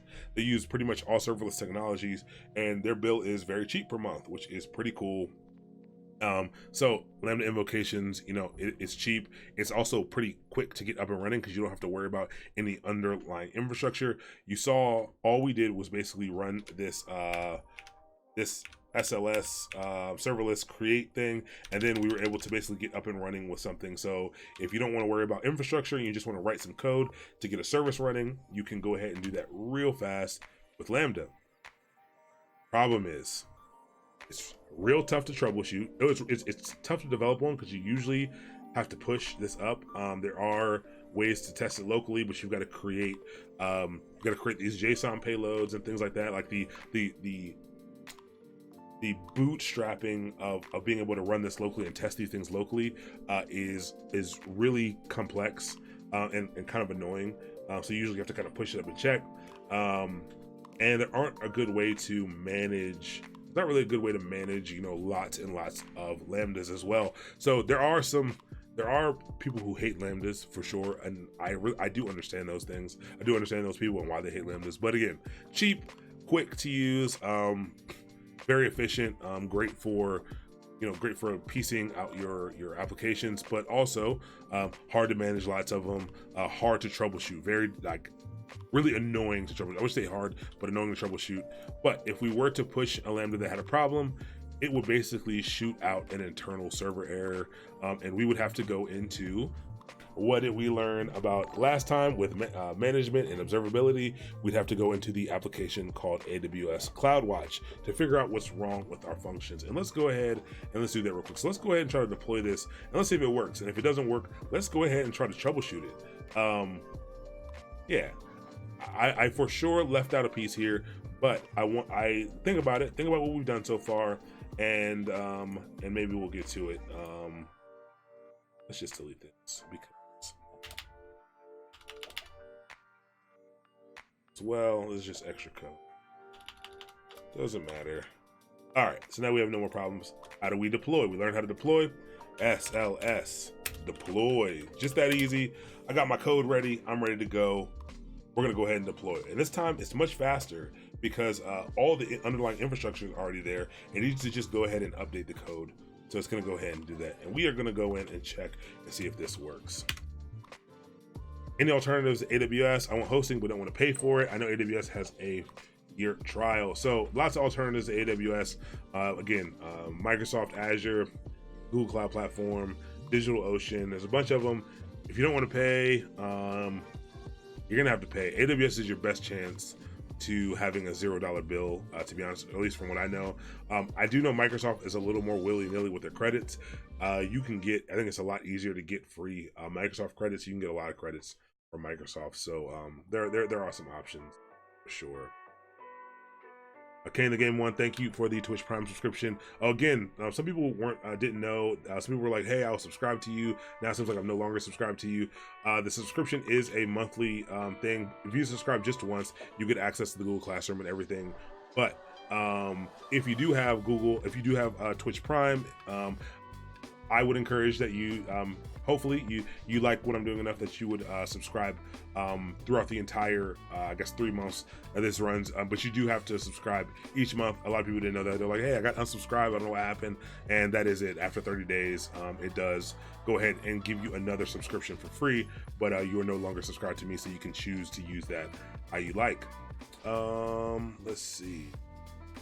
How about passing some random string as a parameter? We can do that. You can absolutely do that anytime you want. And can you describe Google Cloud? Google Cloud is exactly the same as Amazon Web Services. Again, the cloud is just software sitting over top of actual hardware infrastructure. And it is basically just a set of software that allows you and I to interact with this underlying infrastructure. So it's basically just dividing it up and running services on it so that you can consume those things yourself. So they're all the same. Google's is just made by Google, and the software that they wrote over top of it is different. So the way that you interact with these resources is different, but they're all the same. They're all just software sitting over top of computers, and that allow you to rent bits and pieces of that computer. But I went ahead and I deployed this, and we have our endpoint here. And let's go ahead and let's open our link. All right, so we have this here, but what was the endpoint that we were trying to hit? We called this, we call this even or odd. Now let's go ahead and see if we can get to even or odd, and maybe we can try this. Should have called this something else, but even or odd. All right, so we can't get here. So if you ever see missing authentication token, this does not mean that there was a problem processing your request. This always means for Lambda, almost always means that this endpoint does not exist at all. So you can try something else, and maybe that would mean we would take off even or odd. If we didn't talk about what dev meant, I'll explain it to you. But cool, that doesn't seem to be working. Let's see if we can go ahead and troubleshoot. Where do you go to troubleshoot? I said we can go to CloudWatch to check these things out. And am I no longer logged in?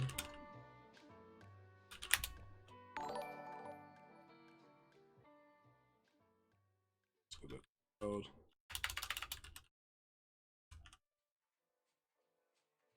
So we can go into CloudWatch, and remember, CloudWatch has a lot of things in it. It has events, so we can kick off things like Lambda if we want, but it also has logs. So let's go into logs, and then we see here, we have a log group that it automatically creates for us. So it'll be at this AWS Lambda, and we called ours, remember, Mastermind Python Lab.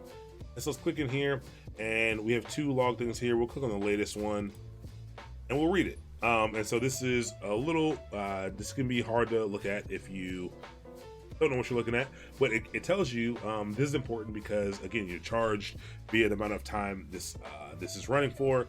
And so it gives us a start request, lets us know where the request is to, and it gives us an end request ID. So it gives us this over and over again because we made a few requests to it, lets us know how we were billed, and lets us know what it used as well. This gives us no information, and this is a reason why these can be notoriously tough to debug. It doesn't give us any information because the endpoints we were hitting didn't actually generate any errors. We just hit empty endpoints basically.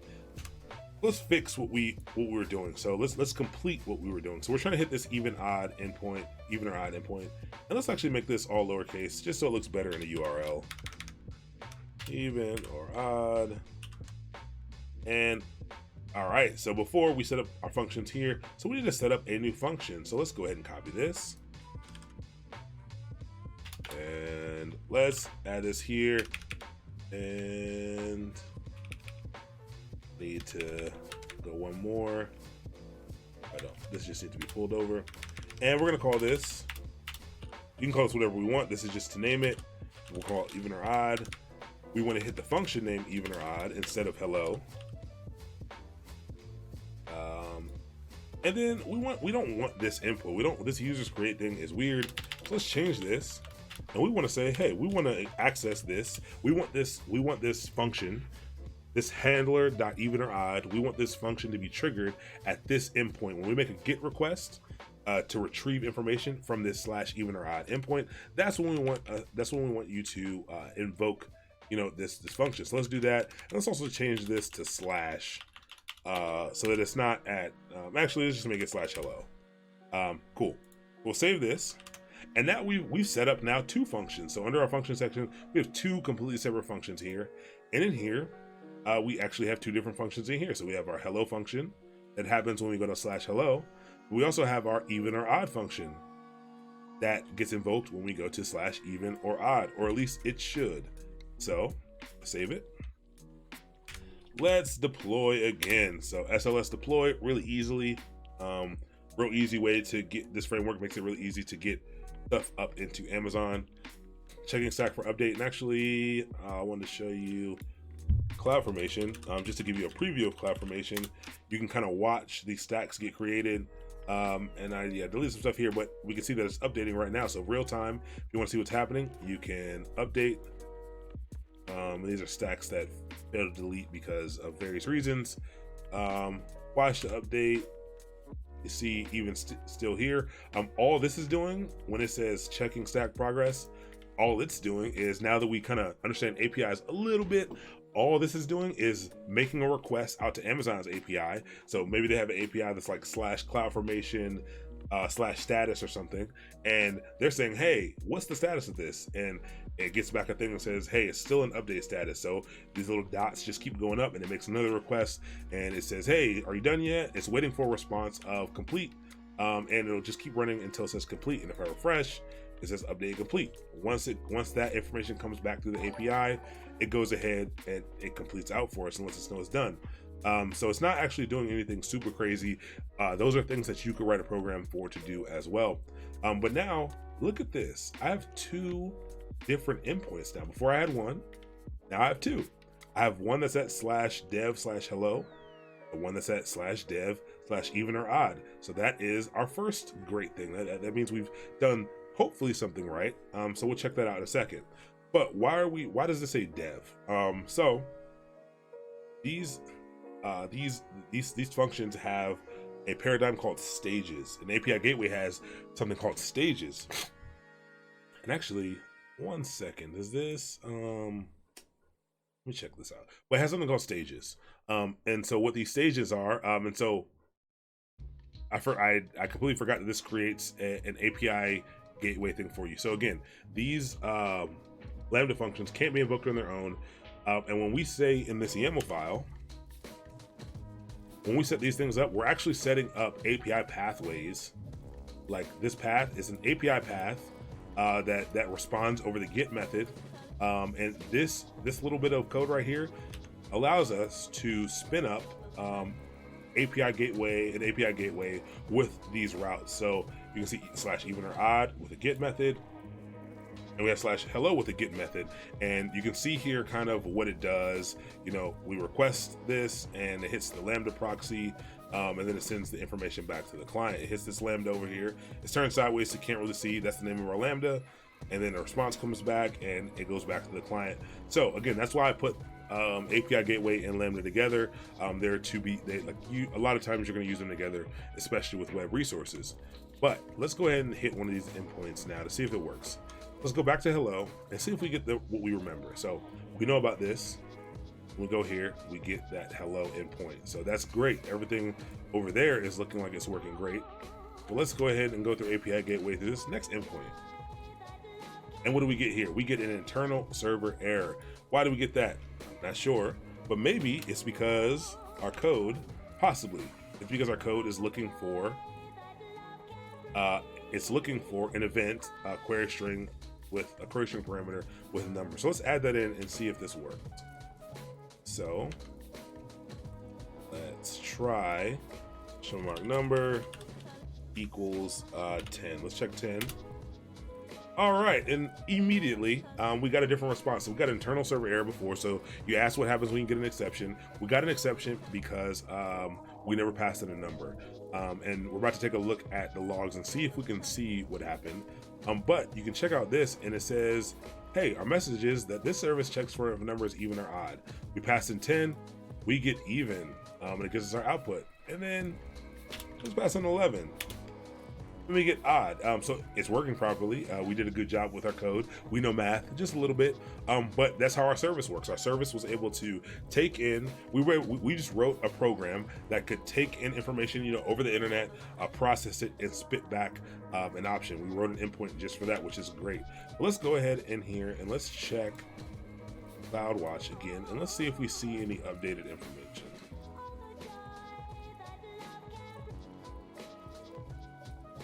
Even or odd is the endpoint that we did. So, and so we hit it a bunch of times, so we can see here. All right, so this is the first couple times we hit stuff. It's all mixed up in here. This gets very hard to parse, very hard to read. Again, this is another reason why I'm saying it's hard to troubleshoot, but there is an error in here, and we found one.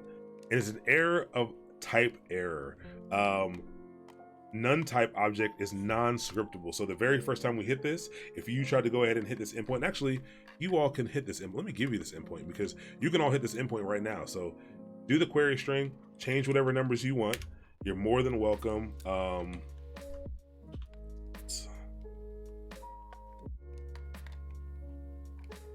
Let's see. You're more than welcome to try this out. And oh no, it won't let me. Why won't it let me paste? I have a copy. I have bidirectional copy paste. All right, I will get you this endpoint in a. Why can't I? Hold on. I bet if I do this, copy, and then I go to here, and I paste this, and then I copy. Oh no, Z. Oh no, Z. Copy this. All right. Oh wow, you're fast. And I also got it right after you got it. But you can go ahead and try that, change the number that's at the end, and try it out to see if you can get a proper response. And an endpoint. An endpoint is basically just a it's a URL. That's a great question. It is a URL that you can hit. It's a path. It's a path to a program. It's a path to an application. It's a path to a place that does that performs some logic for you, performs some calculations for you. So an endpoint is just one of mine endpoints was even or odd, so I set these up. The path basically is the endpoint, and this endpoint goes to the hello function, and this endpoint goes to the even or odd function. Actually, let's remove this. Yeah, RESTful URI, I like that. I keep getting so many syntax errors. Yeah, YAML was hard to deal with if that's where you're getting it from. Syntax errors are annoying. But you could go through, and so this is a very simple way to think about Lambda. There's really cool ways you can write Lambda code, but I could just keep expanding this file. So I could just copy and paste this, and let's say maybe I no longer want to, maybe not only do I want an endpoint that does even or odd, maybe I want an endpoint that squares my number 4. Maybe I don't know how to do math, and I want one that does squared numbers.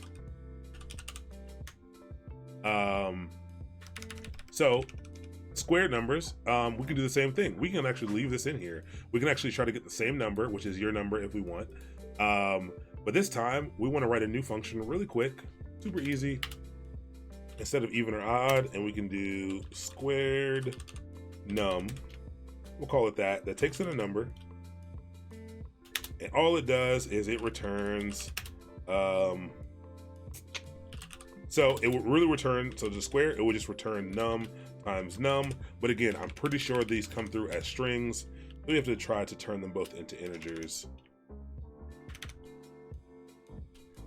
And so if you're unfamiliar with what I'm talking about when I say integers versus string, definitely go back and watch our the second stream ever, which is the introduction to programming. With Golang, we talk about data types, and integers or strict. Integers are just words and sentences, really. And I mean, sorry, those are strings. Strings are words and sentences, and integers are numbers, whole numbers, our whole numbers. So now we have a new mathematic endpoint. We don't have a new endpoint yet, but we have a function that squares a number for us. And down here, into squared, we can now just use that one instead. So squared num, and save that. And in here, we can add ourselves another endpoint. So a lot of copy and pasting. What you see me doing here. So your whole life, your teacher has taught you that you shouldn't copy and paste, and that's not good. Programming is the exact opposite. Most of this tech stuff is the exact opposite. People have done this before. That's why they give you that's why they gave us a boilerplate, because they want us to copy and paste. You get things done faster. You will copy and paste most of your career, and that is okay. I encourage it. It's safer, honestly, than writing your own stuff, but you should copy and paste as much as you can. You don't need to be writing everything from scratch. It's good practice, though, to write as much as you can from scratch, but yeah. So we'll call this squared, and we'll make our endpoint squared. And again, we need to update this. We need to call a different function. If I don't change this right here, it will still set up a new endpoint for me at /squared. And we'll still be able to hit that, and we'll still be able to pass a number in, but it'll run the even or odd function instead of the squared function. So we need to make sure we call the squared function, or do we call it squared num? Squared, just squared, cool. All right, so how about using a lambda for square num? Okay, first let me answer the first one. What other language is supported for Lambda? Lambda actually has a new thing called bring your own language. So any language you like is supported, but I think some of the common ones, the original ones, were JavaScript. NodeJS is one. Python is a big one.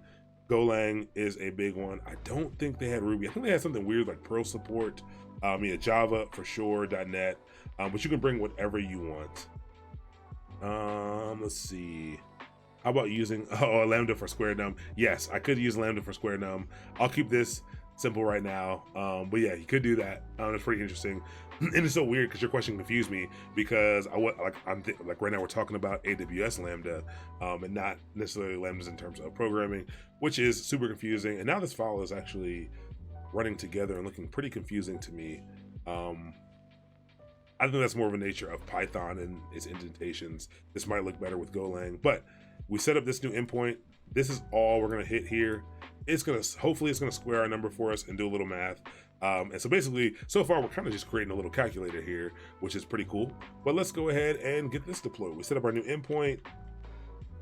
Let's go ahead and deploy again. And so we can do this all day. We could add to it very easily, very simply add to it. And so you can create these services that people can use, that people can hit. And so while what we're doing right now is very simple, we're just doing some pretty simple math. You could see how you could use this to do much larger things and allow people to basically just be able to hit a URL, give you some information, and be able to give you stuff back. And again, think about how I could use that, like I said, with like Auto Trader. If I had a database behind all of this that I could query, that I could check for, all these different things. Again, all the cars that I'm looking for, how I could use an endpoint like this to be able to get that information. But you can see here we've got everything's deployed. Now we have three options here, and let's go ahead and hit the squared endpoint. And when I hit it at first, it's going to give me missing authentication token. That's not good. That's not the error that we're looking for. Squared, that seems right. But let's go ahead and try to give it an endpoint anyway. That usually means that it's not there. But let's go ahead and check this out. So squared, and let's pass in a number. And let's pass in an easy number to square. And we're going to say 2. Oh, okay, that works. So this service checks if your number is even or odd. So we need to update that information because now it's confusing what our service actually does. We will check that out. We put in 2, we got back 4, so that did square it. Let's go ahead and do something big like 60. It did our math for us, and 3,600. Let's go ahead and do a bigger number. Let's type in a bunch of stuff. Let's see if this breaks it. and it does not break it, I can put in a big number and it will do that. But we do need to make sure that our endpoints are, make sense and are giving back information. So this service takes in a number and squares it. And save. So now you can hit, we'll deploy that again and see it's super easy to make an update. You can check this out. You can check out any of these endpoints. I'll leave this up for a little while. Hit them. Again, this will be free for me. This will be free, and you can hit it as many times as you want. But you can see how simple. I'm actually going to push this code up to GitHub. Let's do that right now. We'll push this code up to GitHub. If you want to take it and you want to mess with it, you can just download the repo and you can put in your credentials and deploy this actual same application directly to your AWS account. And you can practice messing around with this. Even if you don't know Python, you have something to base this off of. Even if you're just changing this message that it says, change it, deploy something, watch it work, watch it change, and maybe try adding in your own things. But we can go ahead and let's do this in the last few minutes. Let's go ahead and get this uploaded to GitHub. But ask while I'm getting this set up. Go ahead and ask any questions. Ask away. Hopefully, again, this can be a little bit confusing. But the important things I want you to know are: one, that Lambda is a function as a service program. Or service. And it allows you to be able to pass Amazon your code. So all we really did is we didn't deploy any infrastructure. We didn't have to do anything but pass Amazon our code. We wrote some code. That's all we cared about. We passed them code, and they went ahead and they ran it for us. They went ahead and they ran this code for us. We didn't have to worry about anything else. We also were able to pass them some endpoints to create an API gateway. So our APIs, are using these HTTP methods, and these different endpoints allow us to invoke different functions.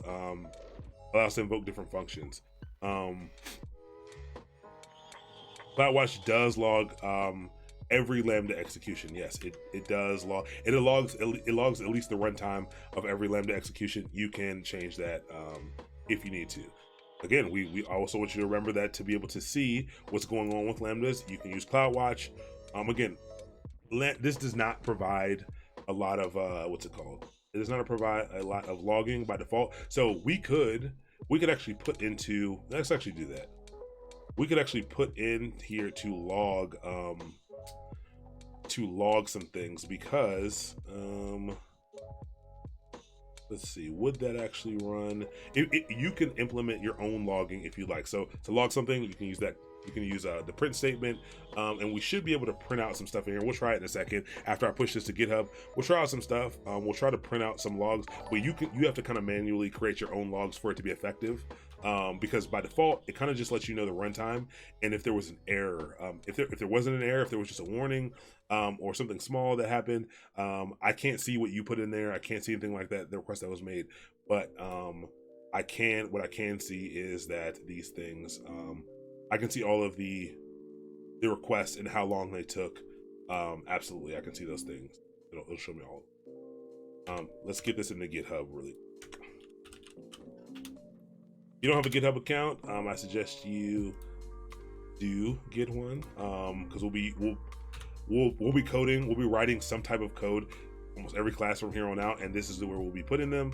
And I'll create a new repo every time. So we'll do this, and we'll call this the Lambda lab. And description, we'll say code from our live AWS Lambda lab on Twitch. And I'll make it public, and I'm going to go ahead and create a repository. So anyone who doesn't know what GitHub is, it is a source code repository. So it's a great way for you to be able to share and see and manage and see the history of code, for people to be able to grab it and contribute to it as well. So copy this. I'm going to take all of right here. So what I'm going to do first is initiate it. So run git init first. So this makes it a Git repository, and you can see here I add this .git directory, which is pretty cool. And so then we're going to do git status. Actually, well, okay. At each step, I'm going to go into into VS Code to show you how VS Code implements it. So VS Code has its own Git integration, which makes it easy to do this stuff, but I do want you to understand how to do it from the command line. But Git tracks code, lets you know what changes have been made to it. So it's letting me know that changes have been made to all of these files here, and that they're uncommitted. So the first thing I'm going to do is I'm going to go ahead and commit these files. So if I do a git status, it lets me know these are untracked. That's what the U, it says these are untracked files. The U right here means that these are being untracked. So now if I want to track them, I want to do a git add, and so I'm going to do a dot. That'll add everything in this directory. You shouldn't always do a dot. Don't get into the bad habit of doing a dot, but I'm going to do a dot here to add all these files. Now if I do git status, all these are now being tracked. They turn green. They say, hey, these are new files. As far as I'm concerned, they're new. Now you can see, if I go back here, you can see that this changed from a U to A's. And so I actually, index added. So that means they have been added. Yeah, that means that they have been added. So now that I've added them, we can do a git commit. So an add says, hey, follow the changes to this file. Like, taking these changes and follow the changes to this file. Now, if I want to make like save the state of these files, I'm going to do a commit. So now I'm going to commit these files. I'm going to give it a message. I'm going to say, our completed Lambda lab files. And so this is basically creating like a point in time backup or history of our files here. So I'm going to do this, and it's going to create this stuff here. And so now they're in Git, they are committed. This is a point in time save. If I go back in here, it's gone from here because I've actually committed everything. So everything has been saved. So as far as my computer's concerned, everything's up to date, but everything is just saved here locally. All of this changes, all the work that we did is now just here locally. And this is where GitHub comes in. I can also push this out to a remote location. So I'm going to do this, which is basically going to add a remote endpoint for my Git service for this repo, and I'm going to git push. And usually it's going to give you this because it's the first time I'm pushing. Oh man, this is not set up for Git. This is not going to work. Nope. Wait, that's not why. This is why. So I need to give it an SSH endpoint. Hold on 1 second. This is not gonna work because I use, there we go, right here. I use SSH keys, and I don't use username and password, but you can use username and password if you want. At this point, you would just put in your username and password, but I just need to do this. Exist. Oh, I need to overwrite this. Hold on 1 second. I get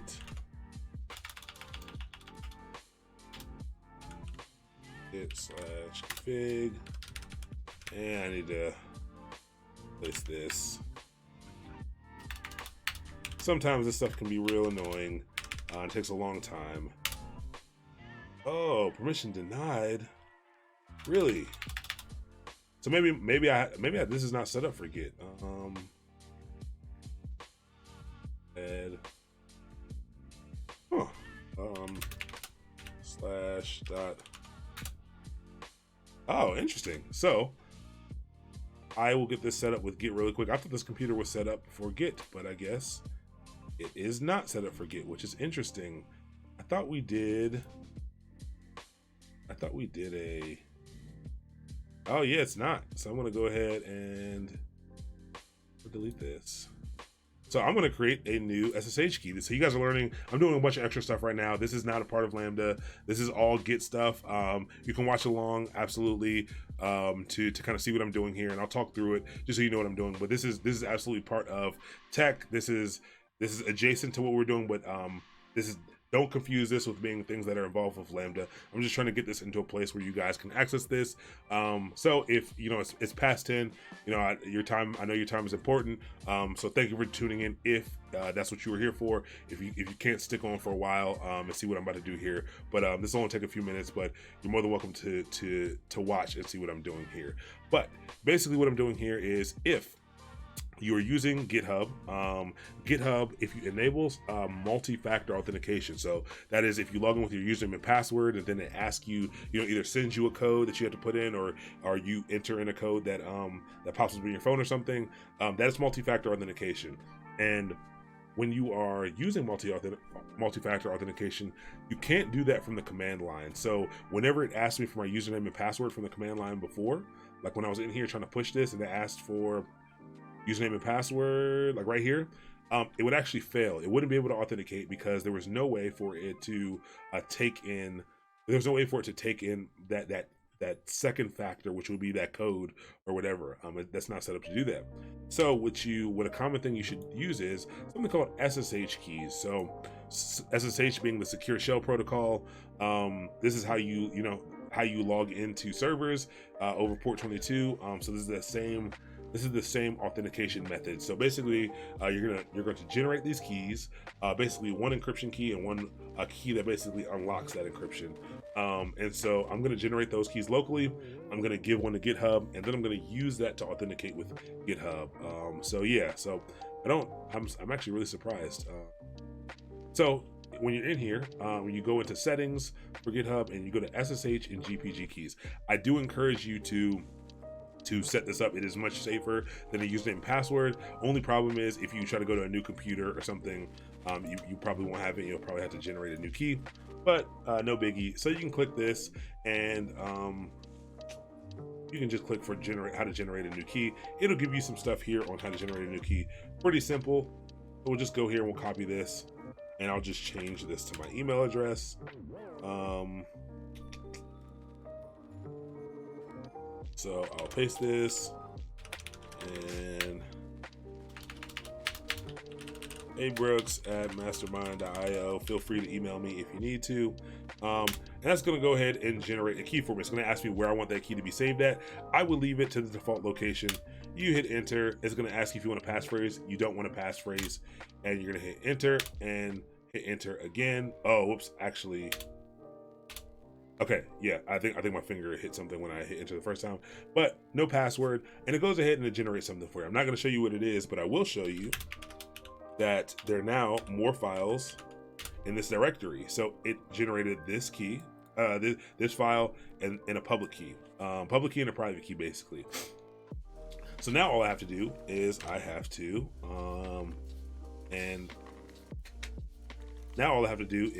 go in and paste in public key. So what you can do to get this is I can just cat it. I can cat .pub, and I can go ahead and I can copy this. So these are just files that were generated. I can copy that public key, and I can go ahead and give it to GitHub, and then I can tell it where I generated this. So I'll do mastermind stream VM, and I'll click add SSH key. And now basically what it'll do is it'll use my computer won't use that public key, but it'll try to authenticate with GitHub. GitHub will say, hey, I got this key over here, what do you got? And it'll take my key, this IDRSA, and it'll match them together, and if they match, it'll say, great, you're authenticated, come on in. And so that's what will happen. So you need that, you'll need that file if you want to access my GitHub account. So let's go back over here, and let's try to do that git push again. And I need to set the upstream. Oh, Control C.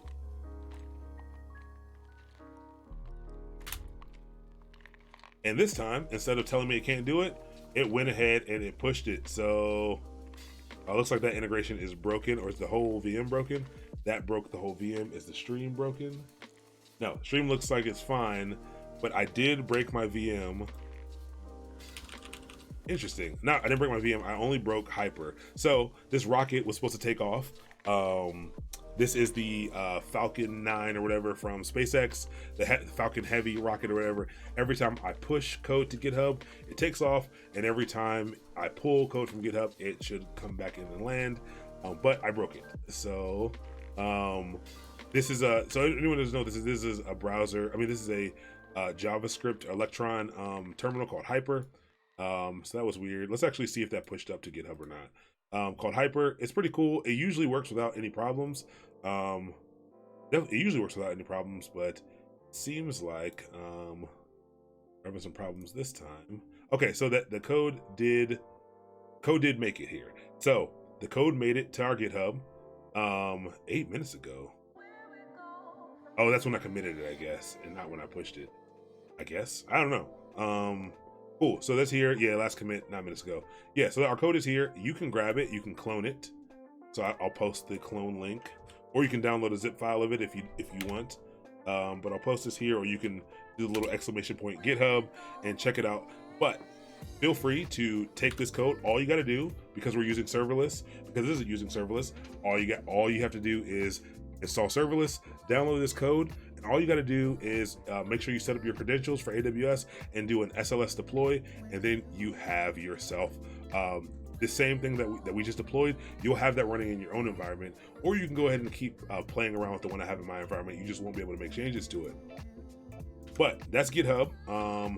And so a cool thing about GitHub is if someone else wants to take this code and does something cool with it, or if we want to build something cool starting with this, you can fork this down, you can make changes to it, and then you can say, hey, you can submit a pull request. You can say, hey Aaron, I think that I've made some cool changes to your code, and I think it should be pulled into the main code branch, the main master branch here. And you submit a pull request, and I'll take a look at it, and I'll say, you know what, that is great, that's a great feature, and I'll put it in here. And then now both of us have contributed to this code base together, which is pretty cool. It allows people, from all over to be able to work on code together, which is pretty exciting. So I would encourage people kind of messing around with GitHub, learning what GitHub can do. When this is done, once this bootcamp is done, I do plan on doing a full, maybe two day stream, like a full 4 hours on Git specifically. There's a lot of specific tools that I want to dive into after this workshop is over, this bootcamp is over, but Git is one of those things. Maybe I think it needs a full 4 hours to really grasp all the concepts in Git, because it does get pretty crazy, and I think that'll be pretty cool. API gateway eventually become bloated, clients, some business logic, and honestly, API gateway microservices don't really solve enterprise problems, especially when you use a single sign-on through OpenDoes. 100%. I love that people are talking kind of architecture and problem solving. We didn't really talk about microservices yet, and monoliths and things like that, but I really like these conversations because we do want to get to the point where we understand what problems these things solve. And so what Lambda and API Gateway has done, it is enabled easy microservices to be created. So what are microservices? Microservices are little pieces of functionality that have one job, basically. So instead of building out this giant application, let's use something, for example, like Facebook. Facebook, let's imagine that it's one giant application, even though it's not. And it's got all the different stuff in it. You can post all this other stuff. One big application, one big code base. Microservices allow you to break that down and allow you to build things separately from each other, and they're isolated from each other. So basically you would have things like, hey, I have a whole service over here that all it does is it allows you to comment. And I have another service over here that all it does is it allows you to like and put the little reactions or whatever. And I have one over here that pulls in. Sorry, my dog is protecting us from whatever's going on outside. And then you might have another service that basically that all it does is reload your news feed. So it's broken down in these little things. So if one breaks, it doesn't break the whole thing at all. It's fine. It doesn't break your whole site or your whole service, and you can operate on them independently. So if I want to make updates to just the piece of the like functionality or just the commenting functionality, I can make changes to that, and it doesn't affect the rest of the service at all. It doesn't affect the rest of it.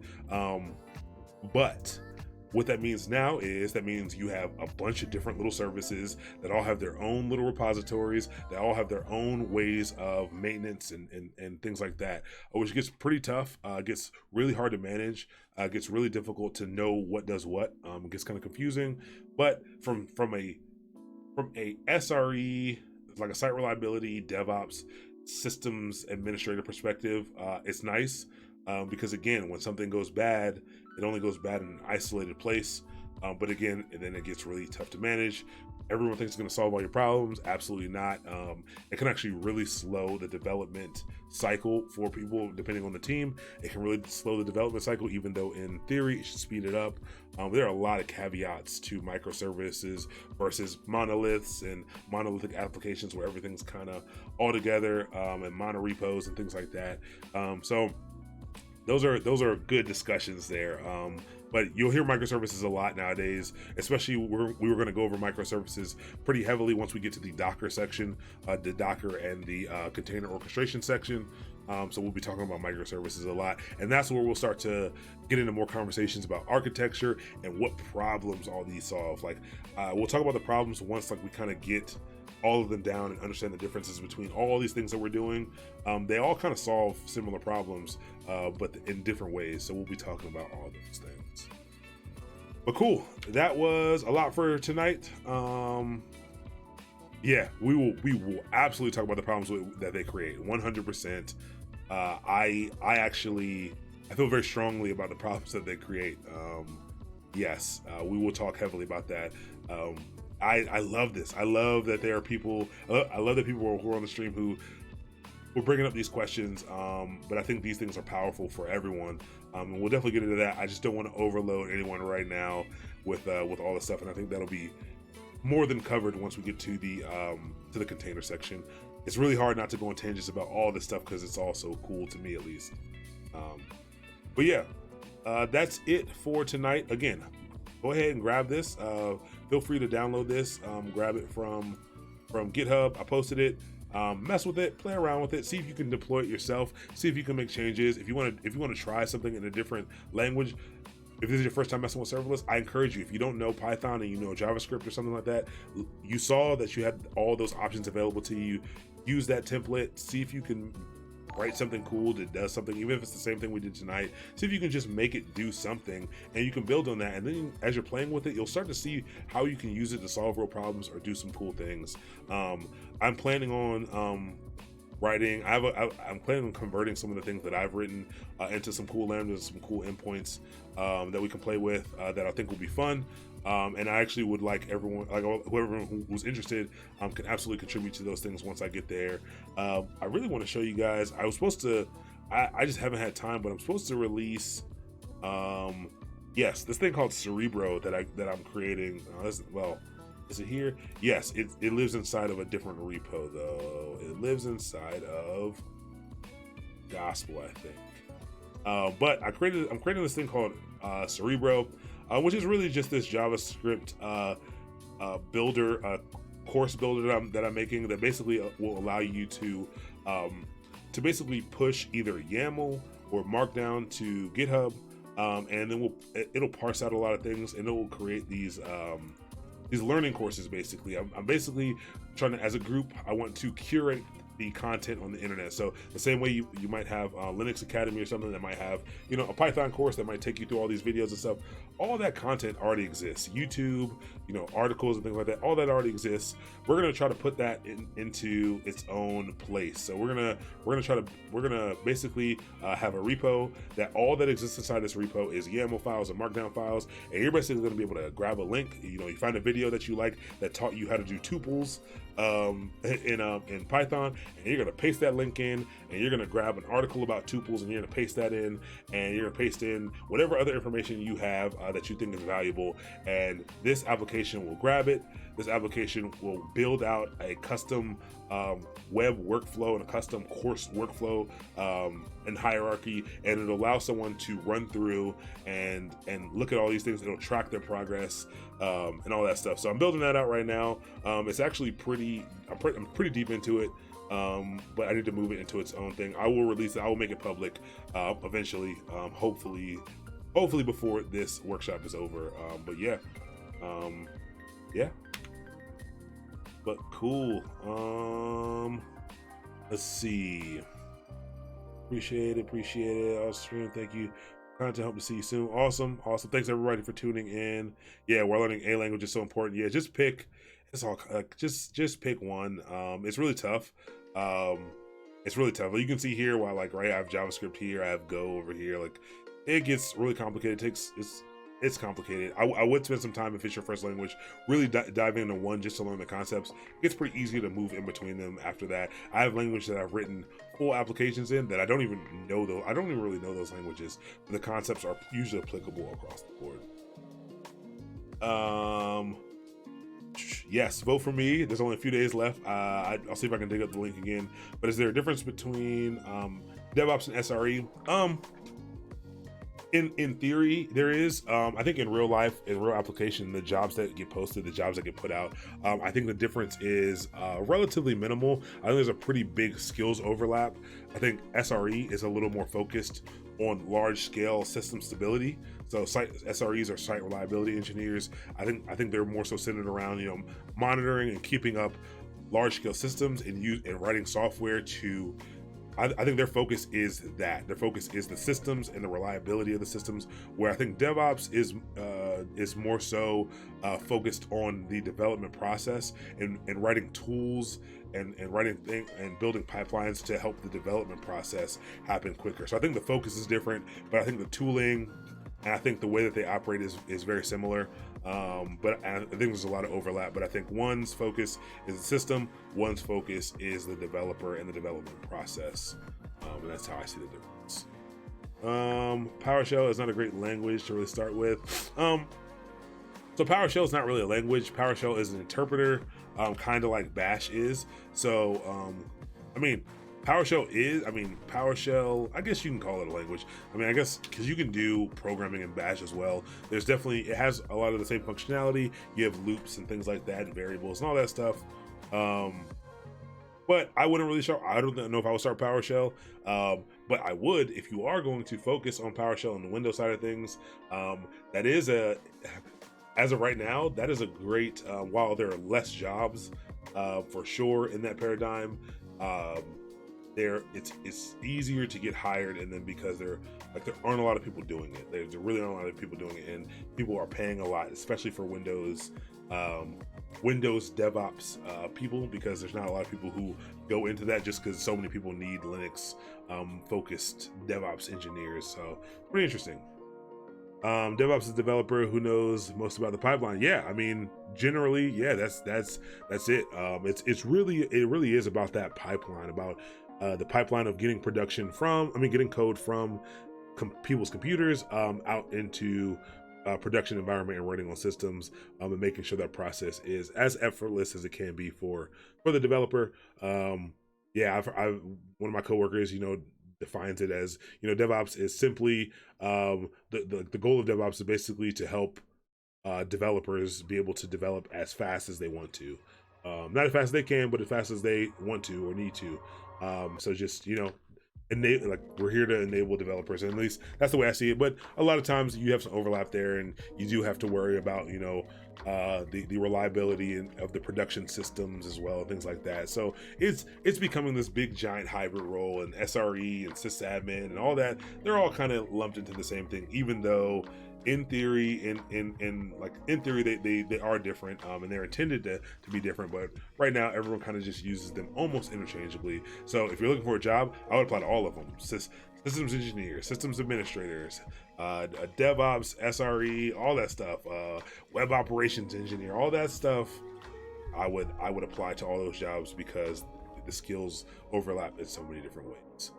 But yeah, that's it for tonight. I've got to actually put together, I'm going to a conference and I'm trying to get into the pitch competition there later in October.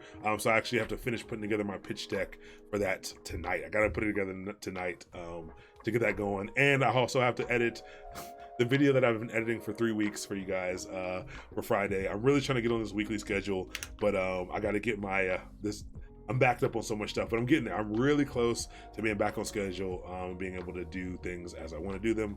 But yeah, have a good night. Reach out to me if you need to reach out to me. And I will see you all next week. Have a good night.